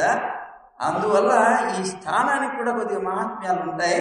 ఈ స్థానంలో ఉన్నటువంటి వాళ్ళందరికీ అహంకారం ఉంటుంది అని రాముడు చెప్పాడయా. కథ ఇది పూర్తయిపోయింది, నేను వెళ్ళొస్తా అన్నట్టు. అప్పుడు అర్థం చేసుకున్నారట. వెంటనే వాళ్ళకు ఉండేటువంటి బుద్ధి పనిచేసింది. అహంకారాన్ని వదిలేసి వాళ్ళు పక్క వాళ్ళతో సంబంధం ఏర్పాటు చేసుకున్నారు అని. అలా చీమకి చీమంతా, బ్రహ్మకి బ్రహ్మంతా, ఊరికి ఊరంతా కూడా అహంకారం ఉంటుంది అన్నమాట. ఇక్కడ ఏముంటుందమ్మా? అంకణ్మాన్యాలత్తరసర్ అంటే సుందరమైనటువంటి, అందమైనటువంటి, కణ్ అంటే ప్రదేశాలు కలిగినటువంటి, కణ్ అంటే సుందరమైన ప్రదేశాలు కలిగినటువంటి ఈ భూమిలో అరసర్ అంటే రాజులు ఎవరైతే ఉన్నారో పరిపాలించినటువంటి వాడు అభిమాన భంగమాయి, వాళ్ళకు ఉండేటువంటి అహంకార మమకారాలు అనేటువంటివి భంగమైపోయి నీ దగ్గరకు వచ్చి పడి ఉన్నారయ్యా. నీ మంచం కింద, మంచపు కోళ్ల కింద వాళ్ళందరూ నలిగిపోతున్నారు అంటుంది మన అమ్మ. అభిమాన భంగమాయ అన్నారు. అంటే ఇక్కడ ఒక శ్రీ వైష్ణవుడు ఒక భట్టర్ వారిని మహానుభావుల వారి దగ్గరికి వచ్చి అడుగుతున్నట్ట. ఏమని అడుగుతున్నట్ట అంటే, బ్రహ్మ 7 జన్మలెత్తి దుష్కరమైనటువంటి సాధనాలు అనుష్ఠించి భగవంతుడి యొక్క సాయుధ్యాన్ని పొందుతాడు అని శాస్త్రాలు చెబుతున్నాయి కదండి. మరి ఒక క్షుద్రమైనటువంటి, నీచమైనటువంటి చేతనుడు అంటే ఈ లోకంలో ఉండేటువంటి జీవుడు తనకి ఈ శరీరం పోగానే మోక్షం వస్తుంది అని విశ్వసిస్తున్నాడు. ఇది ఎలా సాధ్యం? చతుర్ముఖ బ్రహ్మంతటి వాడే 7 జన్మలెత్తి కష్టపడి పరమాత్మను పొందుతుంటే ఒక మానవుడు, ఒక అల్పమైనటువంటి ఆయుష్, అల్ప బుద్ధి, అల్ప శక్తి కలిగినటువంటి ఒక మానవుడు ఈ శరీరం పోగానే నేను మోక్షం పొందుతానని విశ్వసించడం ఏమిటి? దానికి కారణం ఏమిటి? ఆ ధైర్యంతో బతకడానికి కారణం ఏమిటి అని అడిగారట. అప్పుడు భట్రవారు అన్నారట, నాయన, బ్రహ్మ యొక్క విభూతి అనేటువంటిది అపరిమితమైంది, చాలా ఎక్కువ కదా. అతని యొక్క శక్తి కూడా చాలా ఎక్కువైంది. అతని యొక్క విభూతికి, అతని యొక్క శక్తికి తగినట్లుగానే అతని యొక్క కష్టం కూడా ఉండాలి కదా పరమాత్మని పొందాలంటే. మరి మానవుడు అల్పమైన శక్తి గలవాడు, అల్పమైనటువంటి ఆయుష్ కలిగిన వాడు, అల్పమైనటువంటి విభూతి కలిగిన వాడు. అందువల్ల ఇతని శక్తికి, ఇతని విభూతికి తగినట్లుగా ఉండాలి ఇతని యొక్క శ్రమ కూడా. గనక ఇతనికి ఈ జన్మ వరకే శ్రమ పడితే చాలు, అతను 7 జన్మలు ఎత్తాలి అతనికి ఉండేటువంటి పరిస్థితిని బట్టి అన్నారు. అంతే కదండి. మరి ఒక మనిషి తాను తనకుండేటువంటి శక్తిని బట్టి ఓ 50 కేజీల బస్తాని మోయగలడు. ఒక చిన్న చీమ అందులో ఉండేటువంటి ఒక చిన్న బియ్యపు గింజని చాలా బరువుగా మోసుకొని వెళ్ళదు. దాని శక్తికి తగినట్లుగా అది, తన శక్తికి తగినట్లుగా చతుర్ముఖ బ్రహ్మకి శక్తికి తగినట్లుగా అతనయ్యా. కనుక లోకంలో ఇది సహజం కదా అన్నట్ట భట్టర్ వారు. అదిగో అలాగా అభిమాన భంగమాయి అన్నారు. అహంకారం, మమకారం అనేటువంటివి అణుచుకొని వచ్చారు వీళ్ళందరూ. ఎందుకు? నీ బాణాలకి ఓడిపోయి అన్నారు. నీ బాణాలకి ఓడిపోయి వాళ్ళకు ఉండేటువంటి అహంకారాన్ని, మమకారాన్ని పోగొట్టుకొని వచ్చారు. నిజమేనండి, మనకు ఐశ్వర్యం అనేటువంటిది మహా అహంకారాన్ని తెస్తుంది. ఎప్పుడైతే అప్పటిదాకా చాలా బాగుంటాడు, ధనం లేనంతకాలం, ధనం ఎప్పుడైతే వచ్చిందో కళ్ళు నెత్తికెక్కేస్తాయి. ఏమండి, కళ్ళు మూతలు పడతాయి ఐశ్వర్యం రాగానే. ఐశ్వర్య స్పర్శ అలాంటిది. ఒక కవి అంటాడు కదా, పరమాత్మ అదే అమ్మతో అంటాడట, అమ్మా నేను నిన్ను కొద్దిగా తిడతాను కానీ నన్ను ఏం అనుకోకే, క్షమించు అన్నాడు. లక్ష్మి క్షమస్వ వచనీయమిదం దురుక్తం అన్నాడు. ఇదం దురుక్తం, నేను చెప్పేటువంటిది ఒక చెడ్డ మాట నీ గురించి చెప్తున్నానమ్మా లక్ష్మీదేవి. లక్ష్మి క్షమస్వ, నన్ను క్షమించు, ముందుగానే చెప్పేస్తున్నాను. నేను తిట్టిన తర్వాత ఏమిట్రా అని అరవకు, ముందుగానే క్షమించమని అడుగుతున్నాను. ఏమిటన్నది అంటే అంధీభవంతి త్వదుపాసనేనా అన్నాడు. లోకంలో ఉండేటువంటి జీవులు, నిన్ను ఉపాసించేటువంటి జీవులందరూ గుడ్డి వాళ్ళు అయిపోతారమ్మా అన్నాడు. అరే ఎంత మాట అన్నావు, అదేంటి ఎవరైనా అలా అయిపోయారా, అలా అంటున్నావు ఏమిటి అని అడిగితే అప్పుడు అన్నట్ట, నో చేత్ కమలపత్ర విశాల నేత్ర నారాయణ స్వపితి పన్నగ భోగ తల్పే అన్నాడు. ఎవరు లేకపోతే చూడమ్మా, నేను చెప్పింది అబద్ధమా, చూడు సహజంగా పాలకడలిలో కదా మీరు ఉండేది, అంటే ఆదిశేషుడి మీదనే ఉంటున్నారు కదా. నారాయణుడు ఎలా ఉంటున్నాడు, పడుకుని ఉంటున్నాడు. ఆయన చూడు సాక్షాత్తు కమలపత్ర విశాల నేత్రుడని పేరు ఆయనకి. కమలపత్రాల్లాగా విశాలమైనటువంటి నేత్రాలు కలిగినటువంటి ఆయన కూడా నువ్వు వెళ్ళి ఆయన పాదాలు అలా స్పృశించి పాద సేవ చేస్తూ ఉంటే ఆ కళ్ళు కూడా టక్కన మూతపడుతున్నాయా లేదా అన్నమాట. నీ స్పర్శ ఎవరికి తగులుతుందో వాళ్ళ కళ్ళు మూతలు పడతాయమ్మా, గుడ్డి వాళ్ళు అయిపోతారు. అంటే అర్థం ఏంటి, ఇక్కడ ఐశ్వర్యం అనేటువంటిది మదాన్ని కలిగిస్తుంది, వాళ్ళు కళ్ళు మూతలు పడతాయి. అంతకుముందంతా కూడాను ఎంతో ప్రేమతో పలకరించే వాళ్ళు ఐశ్వర్యవంతులైన తర్వాత వాళ్ళు ఎవరో కూడా తెలియనట్లుగా ప్రవర్తిస్తారు. ఐశ్వర్య మదం అంటారు. అందుకనే మన తిరువాయిమొழிలో నమ్మాళ్ళ వాళ్ళు అంటారు, ఒరునాయగమాయి అనేటువంటి ఒక దశకం. ఒరునాయగమాయి ఓడ ఉలగుడనాండవర్ కరుణాయి కవరందకాలర్ సిదైగి అపానయర్ అని ఆ పాశురంలో అనుసంధానం చేస్తారు. ఒరునాయగమాయి, ఒకప్పుడు వాడు అద్వితీయమైనటువంటి ఒక నాయకుడు, రాజు, చాలా గొప్ప రాజు. ఆ ఉన్నటువంటి రాజులు చూడండి, వాళ్ళకు ఉండేటువంటి ఐశ్వర్య మదం చేత వాళ్ళని దర్శనం చేసుకోవడానికి కూడా అవకాశం ఉండదు, చాలా కష్టం. 100 సార్లు ఆ రాజ దర్బార్ దగ్గరికి తిరిగి తిరిగి తిరిగి తిరిగి ఎవరైనా ఫలానా వచ్చారండి మిమ్మల్ని సేవించాల, ఇప్పుడు కాదు వెళ్ళిపోం మళ్ళీ రమ్మని, అట్లాగా అనేక సార్లు వచ్చి వచ్చి వచ్చి వాళ్ళని దర్శనం చేసుకోవడానికే వీల్లేదంటే వాళ్ళని అడిగి పొందేది ఎప్పుడు ఇంకా ఫలాలు. అలాంటి అహంకారంతో చేరి ఉంటారు వాళ్ళందరూ కూడా. ఒరునాయగమాయ్, ఒకప్పుడు అలా ఉన్నటువంటి వ్యక్తి, ప్రజలందరినీ కూడాను కీటకాల కింద తీసిపారే పురుగుల కింద చూసినటువంటి వ్యక్తి. ఒరునాయగమాయ్ ఓడ ఉలగుడనాండవర్ కరుణాయి కవరందకాల. అలాంటి ఆ రాజు యొక్క రాజ్యం మీద శత్రువులు దాడి చేశారట. చేసి అతన్ని చావగొట్టేశారు. కొడితే చంపేస్తారని ప్రాణాన్ని రక్షించుకోవడం కోసం అని దొంగచాటుగా పారిపోయాట రాజు. ప్రజలందరినీ రక్షిస్తానని రాజు అయ్యాడు, కానీ ఆ ప్రజలందరినీ రక్షించడం పోగా అతను దాక్కోవడానికి పారిపోయాట ఆ రాజు. ప్రజలందరికీ చాలా తీవ్రమైనటువంటి కోపం వచ్చిందట. మా అందరికీ రక్షకుడిని రాజుగా ఉండి ఇంతకాలం నుంచి మా దగ్గర ఉన్న పన్నులన్నీ కూడాను బాగా తిని, ఇదిగో ఈవేళ అవసర సమయం వచ్చినప్పుడు అతను పారిపోయాడే అని చాలా తీవ్రమైన కోపం వచ్చిందట. ఆ రాజులు వచ్చి ఆక్రమించేసుకున్నారట. వీడు ఎక్కడికి వెళ్ళిపోవాలి, అందుకని ఒక పాడుపడినటువంటి ఇంట్లోకి వెళ్ళి రహస్యంగా దాక్కున్నట్ట.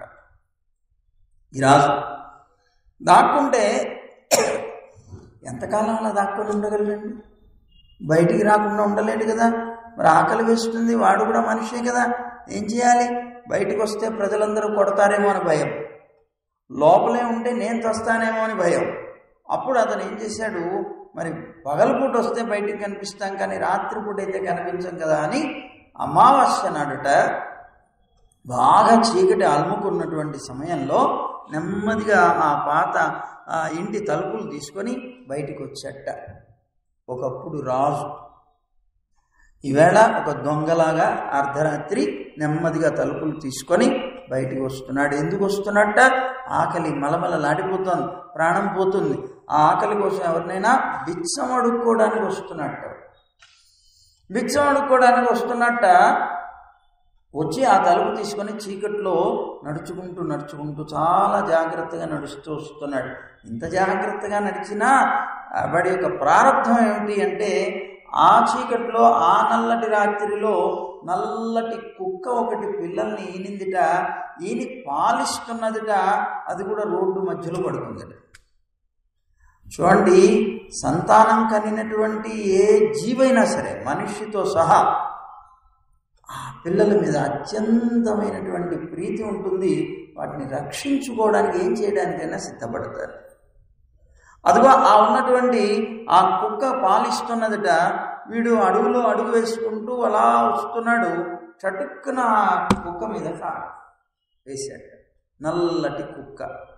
దాని మీద కాలు ఎప్పుడైతే వేశాడో కరుణాయి కవరందకాల, వెంటనే అదేం చేసింది, బాగా తీక్ష్ణమైన పిల్లలకి పాలిస్తున్నది. అప్పుడు ఈనినటువంటి కుక్క, దానికి చాలా పొగరుంటుంది. ఆ పిల్లలకి ఏదైనా అపకారం చేస్తారనేటువంటి ఆ కోపంతో వచ్చి గట్టిగా అతని యొక్క ఆ కాలు ఏదైతే ఉందో దాంట్లో ఉండేటువంటి ఖండనంతటి పీకి పారేసింది. పెద్దగా కేక పెట్టాట అతను ఆ బాధకి. వెంటనే ఆ చుట్టుపక్కల ఇళ్ళ వాళ్ళందరూ కూడా చక్క చక్క లైట్లు వేసి చూశారట. లైట్లు నుండి దీపాలు పెట్టి చూస్తే, అరే రాజు వీడు ఇప్పుడు దొంగలాగా ఇలా తిరుగుతున్నాడా, మనందరినీ కూడా వదిలిపెట్టేసేసి అని చితకొట్టి పారేశారట వాళ్ళందరూ కూడా. అయ్యా, నీకు ఐశ్వర్యం ఉన్నంతకాలం నీ మదం చేత అందరినీ కూడా చీత్కరించవే, కానీ అది శాశ్వతంగా ఉంటుంది అని నీ భావన. ఏది శాశ్వతం కాదు లోకం. అబ్బాయి, నీకు ధనం అనేటువంటిది ఒకప్పుడు ఉండొచ్చు, కానీ అది ఎప్పుడు ఉంటుంది అనుకోవడం పొరపాటు. ఇది జీవన చక్రం. ఇది చక్రం తిరుగుతూ ఉంటుంది కదా. తిరుగుతూ ఉండేటువంటి చక్రంలో ఒక భాగం ఒకసారి ఊర్ధ్వానికి వస్తుంది, పైకి వస్తుంది. అదే భాగం ఒకసారి మధ్యలోకి వస్తుంది, మళ్ళీ అదే భాగం కిందకు కూడా వెళుతుంది.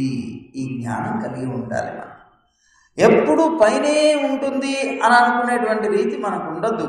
తిరుగుతూ ఉన్నప్పుడు ఏమండి ఉంటుంది. పైనే ఉండేటువంటి స్థితి ఏమిటి అంటే, అది ఆగిపోయినప్పుడు. అది ఆగిపోయినప్పుడు మాత్రం పైన. అంటే ఈ జీవన చక్రం అనేటువంటిది ఆగిపోవాలి.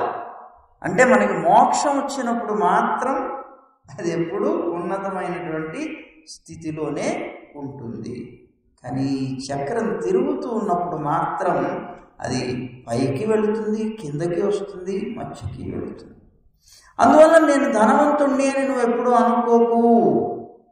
నీకు బాగా ధనం కలిగినప్పుడు, అమ్మో ఇది శాశ్వతం కాదు కదా, ఇలాగే మోసం చేస్తుంది, రేపు మాపు నేను దరిద్రుని కూడా అయిపోవచ్చు అనే భయంతోనే బ్రతుకు. కానీ ఈ ధనం వచ్చింది అనేటువంటి అహంకారంతో మాత్రం బ్రతకకు.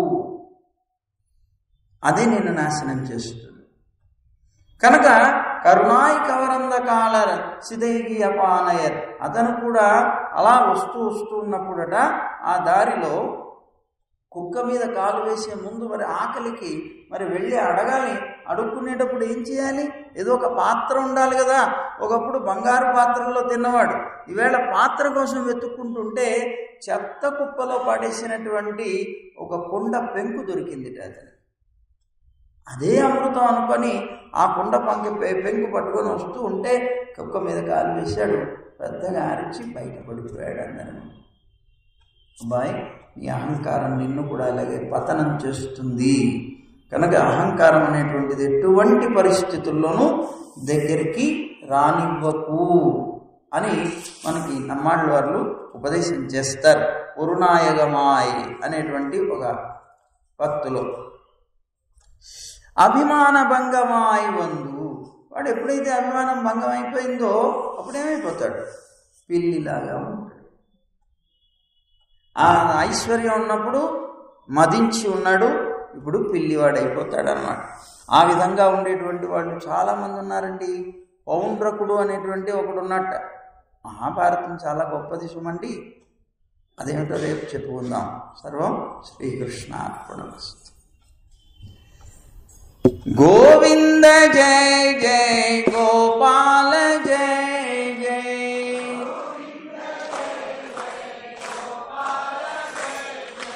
గోవింద జయ జయ గోపాల జయ జయ.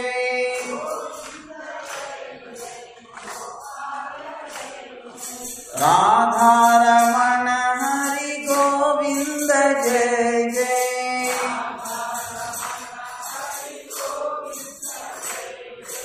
గోవింద జయ జయ గోపాల జయ జయ.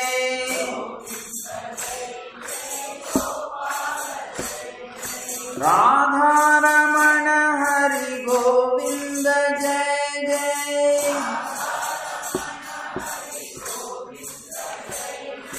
గోదారమణ హరి గోపాల జయ జయ.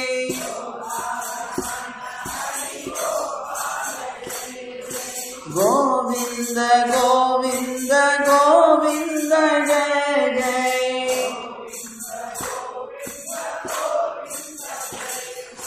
గోపాల గోపాల గోపాల జయ జయ.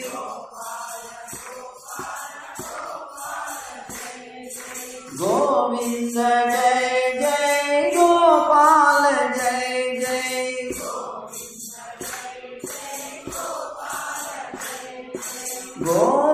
గోవర్ధనోద్ధార గోవింద జయ జయ.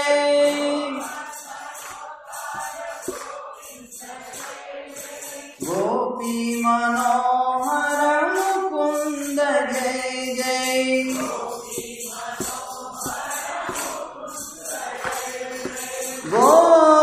గోవర్ధనోద్ధార గోవింద జయ జయ.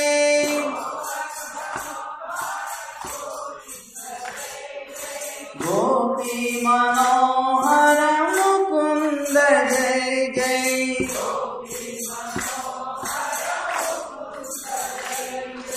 గోవింద జయ జయ గోపాల జయ జయ.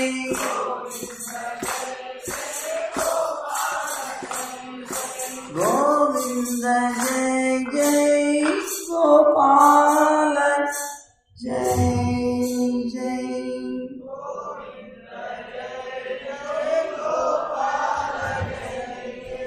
జై గోవింద జై జై గోవింద జై జై జై గోవింద. జై శ్రీమన్నారాయణ. జై జై శ్రీమన్నారాయణ. జై జై జై శ్రీమన్నారాయణ. సర్వం శ్రీకృష్ణ.